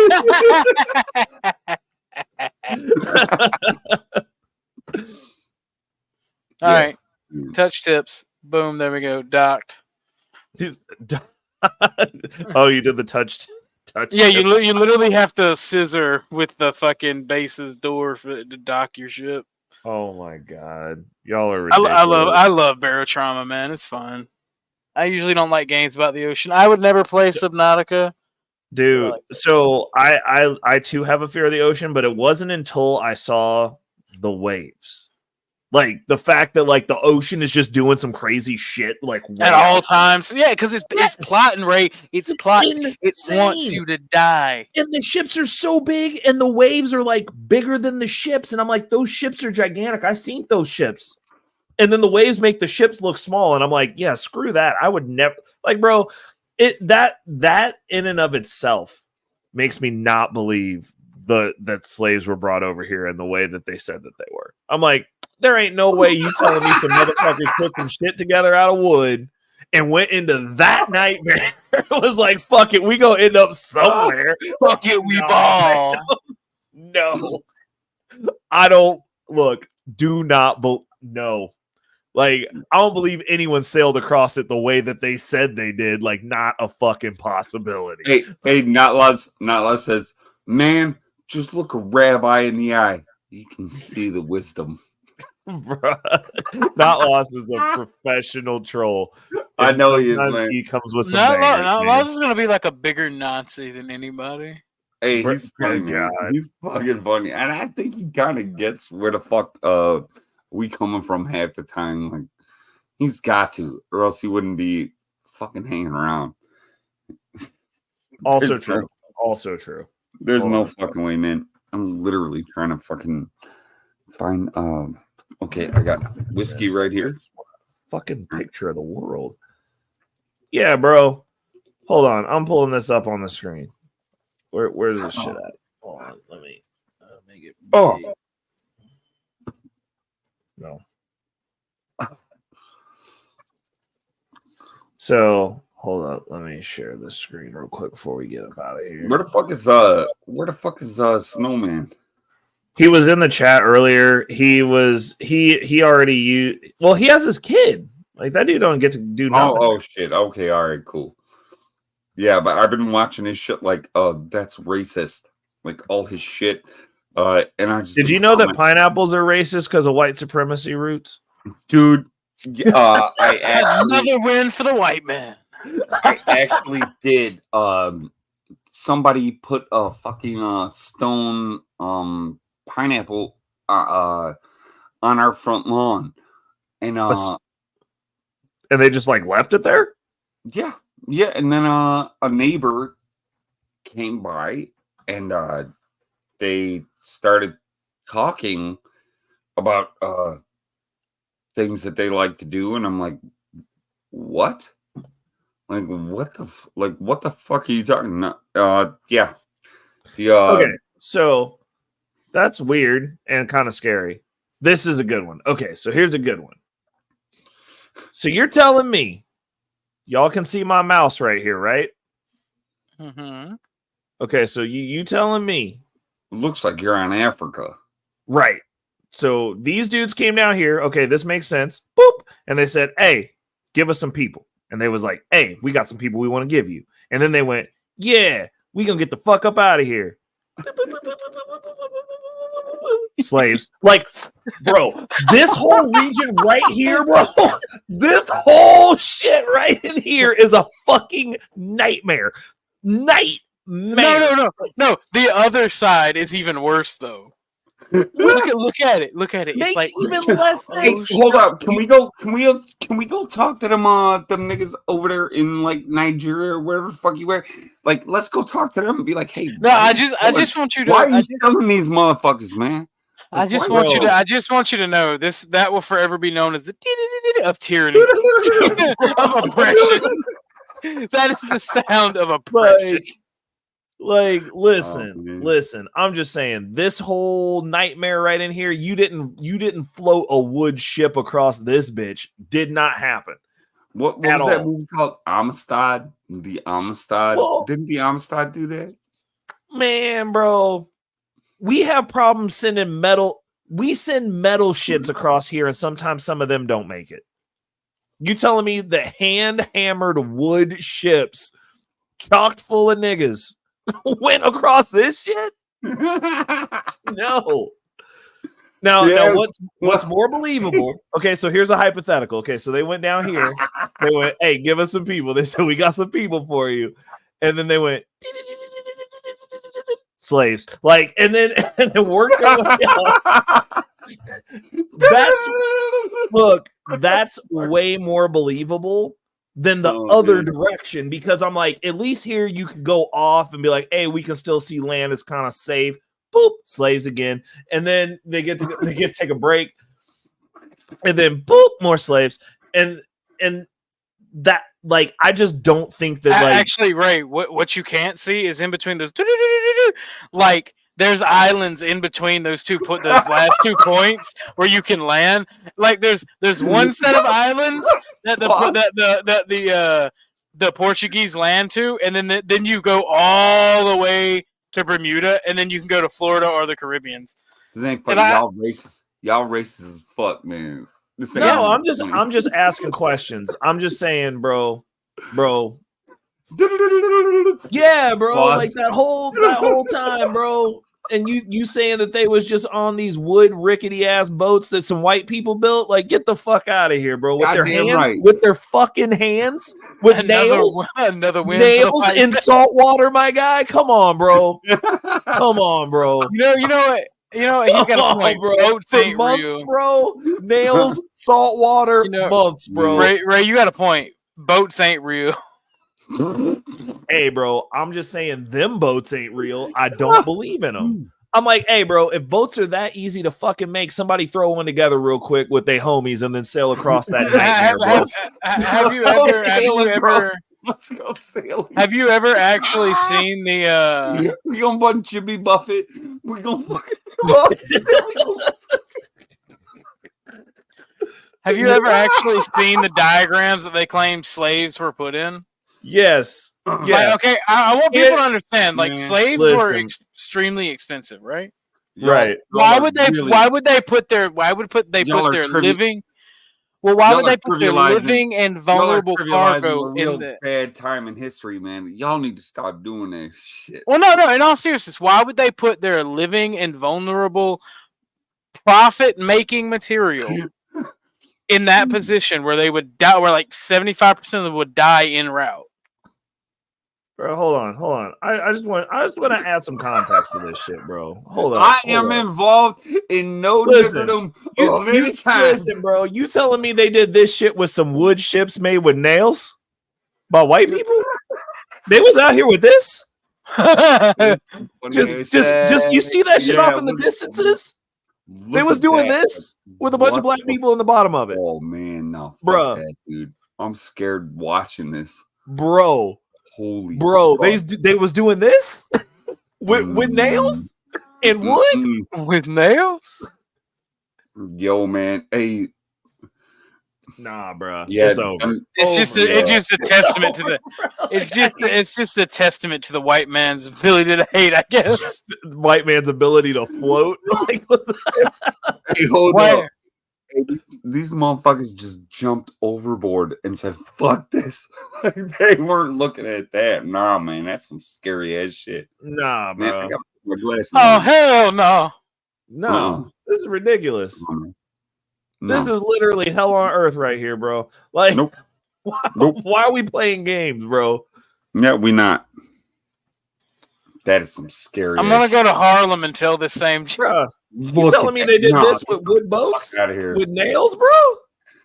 Nails with a bunch of niggas below deck. Below deck that they made with their hands. They was out in this, these waters. Them some dangerous waters. Nah, fam. I ain't playing with them. I ain't playing with them. Like, that don't even make sense. And then, wait a minute. What if there was a storm, bruh? Now they dealing with this. With nails and woods? Trees? No, fam. No, for months? Months? Because they didn't have motors? No. That's a hard sell for me, man. Hard sell.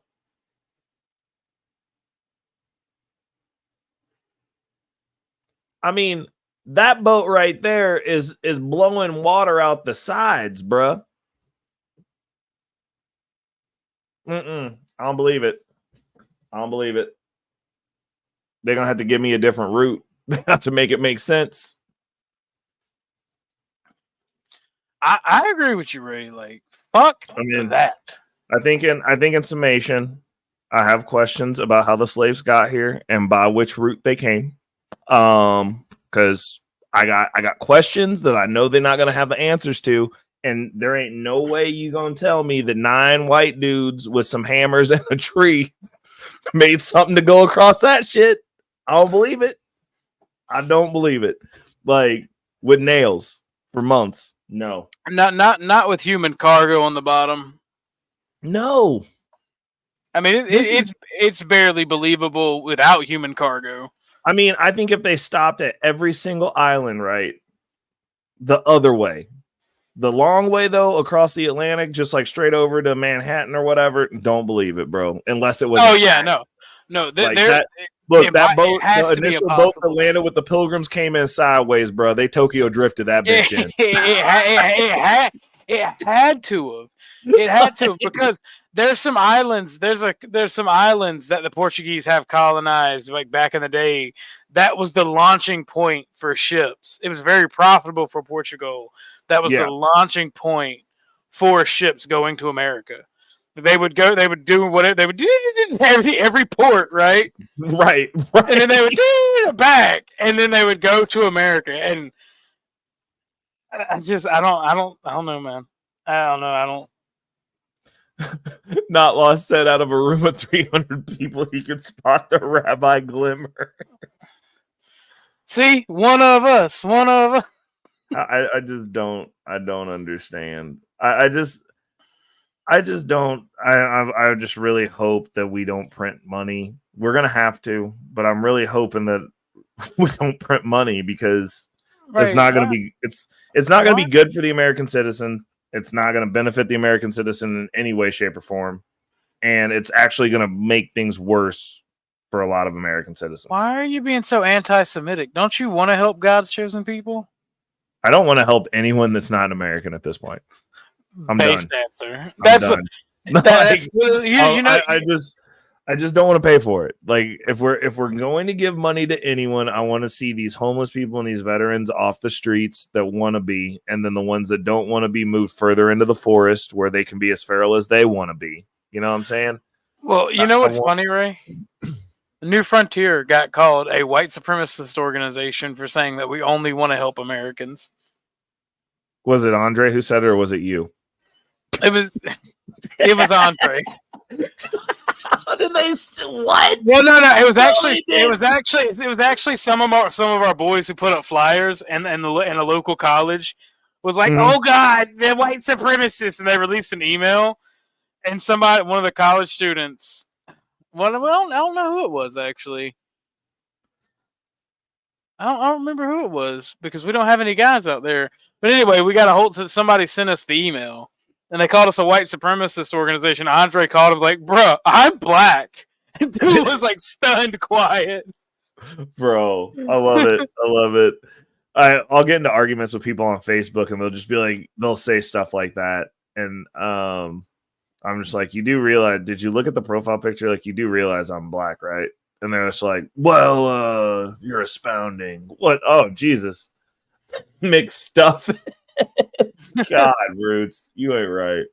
All right, but I do. So Murda is asking about the interest rates. I'm hoping loosely that they pause for November because stuff is terrible. But if we're going to war, they're going to have to print money, which if they print money, they're going to have to continue raising interest rates. Like, I think that if we get super involved in whatever the hell, because my question is this: how many wars does one side get to turn off the water and electricity for the other side before attacking them? We're fucked. Dude, is that actually a war? You fight with your landlord, bro. Like, I don't. There's just so many. It's literally a genocide, right? It's literally it's not a war. It's a genocide. Yeah, I mean, I understand if you like blew up the power supply for the enemy, and then you blew up their water tanks. But like, if you control the power and the water, then that'd be like if I just like went and tried to take out my roommates or something, you know? Like, after I turned the power and the water off. Like, I don't know. I just don't like it, and I don't want us to have to pay for it. That's my stance on anything moving forward. I'm like, my international policy is we need to fix our issues here. We've exasperated issues here. We have no intent, purpose, or direction for the citizenry here, and until they get that sorted out, I don't want nobody coming here illegally, and I don't want to help anybody. Like, if we can't, because we're paying for it. That's all I'm saying is I am paying my money for this. Like, I don't care. You want to go to war? Israel, Hamas, Palestine, whoever, cool. I hope both teams win. Great. But I don't want to pay for it. I don't want us to be a part of it. I don't want to see any money going to anyone who's not in America because we have people that are starving. We have plenty of problems here. There's people sleeping outside during the winter, about to have a bunch of popsicle people that aren't going to make it. And we're not fixing that. And I don't care about anybody that I'm never going to see any of those people. I don't like, as far as I'm concerned, they're NPCs, all of them, because I'm never going to see them ever, probably in my life. So I don't care. Part of the you know who I do man. see? I see the people. You should see these people because they're out there. They're our brothers. They're our fucking sisters. Like, hey, you should see them. No, I see Americans. They exist. I see Americans. Those are my brothers and sisters. Those are my country. I'm not going to sit here and fucking. Well, I mean, I'm what I'm saying is this: if we can send, we have given Israel $260 billion since World War II. Yeah. But we're not supposed to talk about reparations for black people in America because that's asking for too much. Penny. You know what? That's all I'm saying. You want to have this conversation? Like, let's fucking do it. I cannot stand these motherfuckers that sit there and fucking say like Israel should have this, Israel should have that. Like, go fuck a dick. All right. No. I mean, I just think there's too many people. Like, my deal is this, Roots. If we can send them $260 billion, why can't we offer infrastructural programs to offer the people who are shooting up Chicago right now outside of your house some different opportunities besides shooting each other? Why can't we do that? Why can't we get these homeless people set straight? No, we're not going to do that. Why can't we revitalize the rural and urban areas? Facts. Because both, it's not an argument. It's not an argument about who we should do first. It's about an argument about doing it. Because Appalachia and coal country is in a just as bad state as You the ain't wrong. urban You ain't areas. wrong. Yeah, You're not wrong at both, all. West Virginia, man. I got homies out in both West sets Virginia need right now. help. That their old man fucking is a coal miner, and he's out of work because they're I don't fucking want to see. shutting that shit down. No, wait a second. Not lost. I don't want to house the homeless. I want reacclimation programs because in America, if you don't have an address, technically, you can't get a job because you can't fill out a W-2. So you can't even legally work once you fall out of the system. What I want is I want us to not have whole industries go up and then the town just dies because like, well, we're not making cars here anymore. Sorry. Everyone's homeless. I don't want to see that. I don't want to see veterans who have skills come back here and end up homeless and not getting the resources that they need for going and doing the dirty work for this country and then getting treated like nothing when they get back. Like, I'm not saying we should give anybody anything, but we should be the only thing that people should be given is the opportunity should they choose to take it, because then you can sort out who wants to be outside and we can deal with them accordingly and who doesn't want to be outside. But if you're an American, you should, if you're of working age and able-bodied, you should have the opportunity to do that, to get back into society. There's plenty of stuff we need done. But we're sending billions of dollars literally everywhere else. This is a slap in the face of the citizens because we're paying for it. I wouldn't care if the government had their own money and they did what they wanted with it. They're doing what they want with our money. That's the problem. And nobody is having that conversation specifically. We're paying for all this. Hey, they're doing it with our money that should be going to fucking help our kids. That should be going to like the kids in the fucking hood that have nothing else to fucking do. Like we should be fucking helping these fucking kids. Like that's what we should be fucking doing. And instead, what are we doing? We're paying fucking pensions for the Ukraine. The Ukraine motherfuckers like, go suck my fucking dick, man. Get the fuck out of here. I'm so sick of all this fucking bullshit. Yeah, I mean, and your channel's gonna get popped, bro.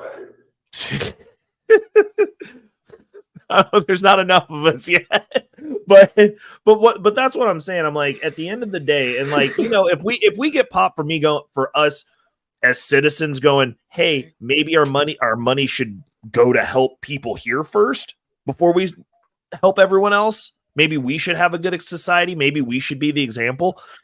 Okay. Pop me, like, fine, whatever. Oh no, they will, and they'll do it, and it'll be aggravating. Yeah, I mean, you know, it is what it is, but I mean, you know what else is aggravating? Watching our money not support us. Well, that's why I like you as a capitalist, right? Because most people, I like listening to you talk about money because most people who have your mindset is basically fuck you, I do what I want, it doesn't benefit me. You're the only person that I have met that is genuinely not a piece of shit when it comes to money sense, and you genuinely seem to care. At the end of the day, like I say all the time, Ray, man, what the fuck? You think, man, get the fuck out of here. I know where the fuck this cat's from. If he was a piece of shit, he wouldn't have been able to fucking survive in that fucking environment, man. Nah, man. Ray's a fucking good dude. Fuck this shit. Are you what? Are you high? You did not hear anything I just said, drunk. did you? Oh, I'm drunk, son. Yeah. but that's all I'm saying. I'm like at the end of the day, this is just math. So if I can see our government going, hey, we're gonna send billions of dollars to Ukraine, I look at that and go, well, we could probably use billions of dollars here, right? Like this. I mean, they've already taken the money. They're already distributing the money as they see fit. Yeah. I don't think it's that out of the realm of logic to go, hey, you just gave these people, which granted, they caught some missiles and a bunch of tanks rolled up into their country. Understandable. But that's not our problem. Hey, the kids in my fucking neighborhood get fucking guns pulled on them all the time. Tanks roll up on them all the fucking time, and motherfuckers unload on them. I'm thinking about those kids. Yeah. Like, that's where we need to focus our fucking money. Fuck these Ukrainian motherfuckers. Like, I don't give a fuck about them. I don't. I really don't. And you know what? Fucking hate me for being an insensitive piece of shit. I do not give a flying fuck about the Ukraine. I care about the kids over there on fucking Cali and Diversity. I care about the kids on fucking Roosevelt and Pulaski. I care about those kids. I don't give a flying fuck about these fucking kids in Ukraine. Nah, man. Let me take care of these kids. Like, y'all want to fucking donate money? Y'all want to do anything? Like, let's take care of these kids. Let's take, because they're good kids. They're good kids, man. Like, well, and dude, and they're also our countrymen. Like, and they're also Americans. Like, I mean, literally up there, like, you guys are getting flooded. They're taking resources away from those kids to house illegals now. Ray, you should fucking see these goddamn Mexicans, man, sitting in front of the fucking the grocery store. Like, they're fighting over panhandling real estate now. It's fucking disgusting, man. It's fucking disgusting. Like, what's gonna? Well, I was talking about what's gonna happen because of what Chicago's decided to do with this. Is you guys will end up with cartel up there, and they're going to wipe out all the gangs that you currently have. They are going to destroy them. Like, and the thing that's really fucked up about the cartel is, like, they have a panache and a real hard on for killing black kids. Like, they don't like man. black Like, people. dude, I walk out of the grocery store and I'm always fucking giving the kids like fucking Skittles and fucking popsicles and hey shitheads. Like, here you go, man. Like, here you go, yo, fucking dorks. I don't want that, because there are little kids. There's kids involved in this shit. And it's fucking, dude, it's getting to the point where it's fucking scary, because I don't know what to do. I don't know what to do no more. I don't know what to fucking do, man. And I'm a decent guy. I'm not a piece of shit. Like, but what the fuck am I gonna do? I can't do much. I can't do much, man. And I'm telling y'all that is dead serious, that there are people sitting out there begging for fucking money outside of the fucking grocery store, and they have their kids with them. And I don't know what to do anymore. Yeah. I mean, it's like stuff's getting marginally worse for us, and we get to see this government that's supposed to represent us send all the money that they extort from us to everybody else. I was like, you know, I like Muslim guy was saying, like, I'm all for competition, but like what's going on right now? I'm like, I look at this government, I'm like, I don't see the representation of us, and I don't know. They somehow keep getting voted in, and we're told that everybody's deciding, and I'm like, hey, if we're all if the population, the majority of the population votes for hell, then so be it. But like, I'm also like, this doesn't make sense if you're a logical person, because your life's worse. I don't want to go to hell, man. But if you're gonna fucking put me there, then I'm gonna be the fucking biggest fucking hellion that you fucking ever seen. Like, please don't make me be that. I don't want to be that. I just want to be a normal fucking dude. I want to love my daughter. I want to love what the fuck she paints. I want to fucking, just please don't make me be that, because I will. And I will. I mean, people are going to adapt to the environment that they're presented with. It's just what it is. Like, don't make me, man. Please, I'm begging you. Like, don't fucking make me. I want to listen to good music, man. I want to fucking listen to good tunes and fucking look at good art. And dude, I wake up in the morning, and when the birds are chirping, I always say good morning to the fucking birds. Like, I'm not joking, man. Like, please don't take that from me. Don't take that from me, because it is about to get real. Shit's about to get fucking real. And I'm asking you, please, God almighty, don't you fuck with me, man, because I don't want to do it. I really don't. I really don't, man. I'm a fucking easygoing, nice fucking person. I like good music. I like when the birds chirp. I like the flowers growing. Please, don't. Just don't. And I can sense it. I can see it. I can fucking smell it in the fucking air. Like, yeah, shit's about to get bad. Don't do it, man. Yep. Hold on. Murder's asking, do I think that my respectful personality backfires when you're trying to extend your hospitality? Not normally. I mean, people either rock with me or they don't. It's a so Rebel Warcry, what's going on? Welcome to the show. Also, shout outs to Red Illusion. I see you out there. I've been reading. I put you up on the screen. I just didn't say hi. Hello, Red Illusion. How you doing, bro? Rebel Warcry said that the Messiah is returning and Israel is preparing the red heifers.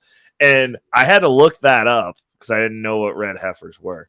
So I looked it up. So now I got you. The great tribulation of mankind, the great tribulation, mankind is being judged. I mean, ugh. Yeah, let's go. If we're fucking being judged, God damn it! Hey, come on! I don't fucking care anymore. I really don't. You know, everyone start sleeping naked in case we get raptured. You know. Like, you know, I'm just trying to make it easier on him. I don't want him to have to slip me out of the clothes. All right, okay. I'm gonna wind it down. Any final thoughts, sayings, words of wisdom from Roots? We'll start with Roots. Okay. Yeah. Oh, words of wisdom. Everybody, please, just fucking be kind to each other. Like, hey, dude, the motherfucker asking for a fucking quarter at the gas station, like, just hook them up.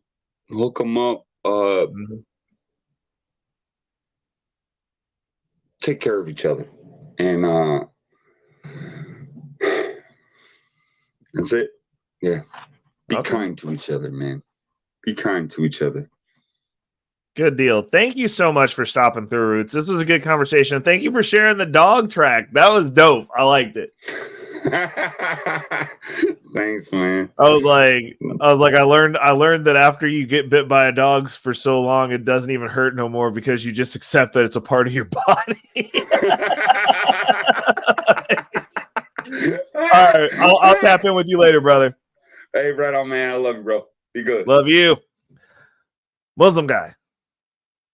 What you got for us? Words of wisdom, sage advice. I mean, all right. So I got some good actually this time because Not Laws inspired me because he was talking shit about nationalism. All right. So let's be completely fair, right? If your country is a footnote in history already, I don't think you have a right to shit on other people whose nations have achieved greatness.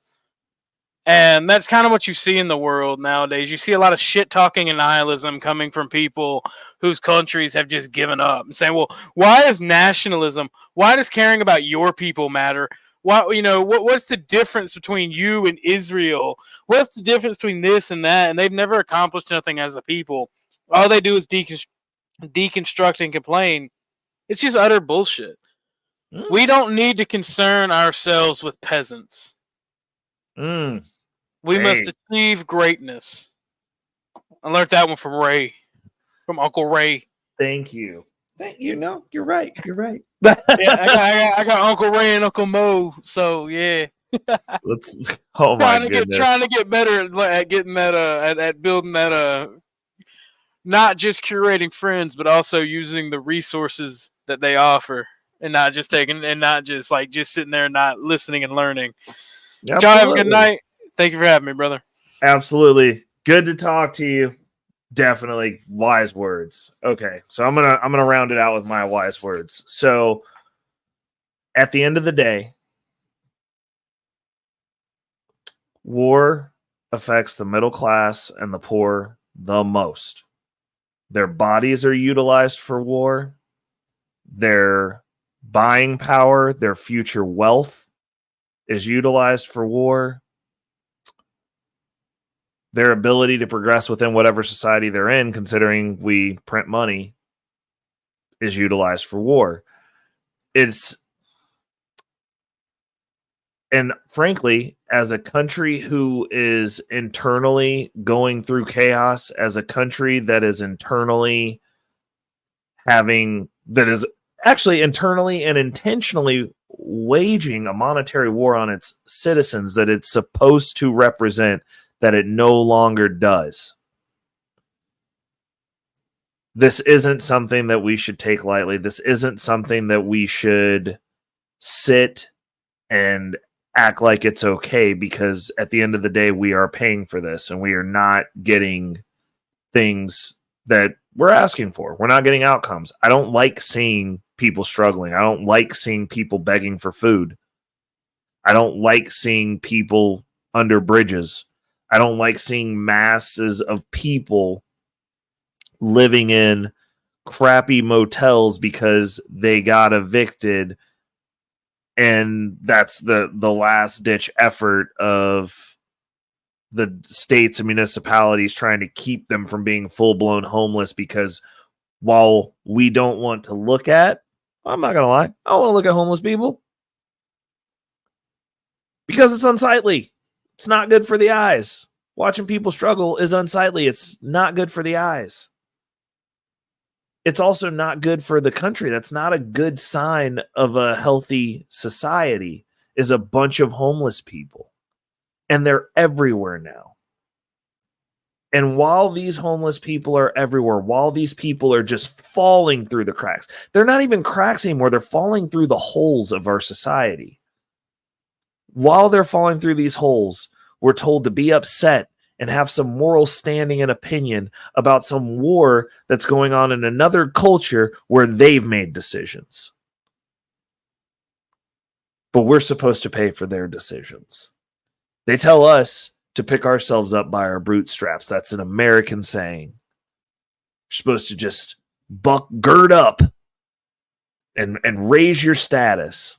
Well, I think it's time for the rest of the world to start girding up and raising their status.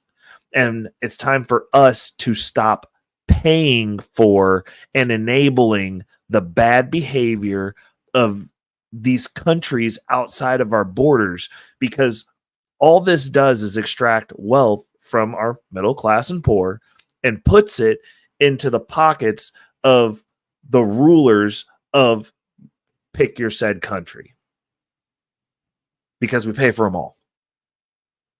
Maybe it's time for them to pay for themselves. America's got some stuff to fix. We have things to fix here. We have people who need us here. And we are consistently failing them generation after generation after generation. And this is just continuing to get worse. And it's time for somebody to say no. We have to put our foots down. We have to speak out against this. We just have to. Like this has come to a point. It's a fever pitch point. Like we're gonna lose this country, allowing them to extract the wealth from it and send it offshore, while allowing us to bleed out within these borders. It's your boy Reckless Ray De Niro. We're gonna hit you with the fireworks on the way out.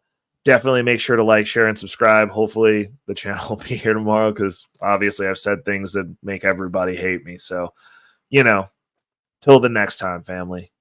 It's your boy Reckless Ray De Niro, and we out.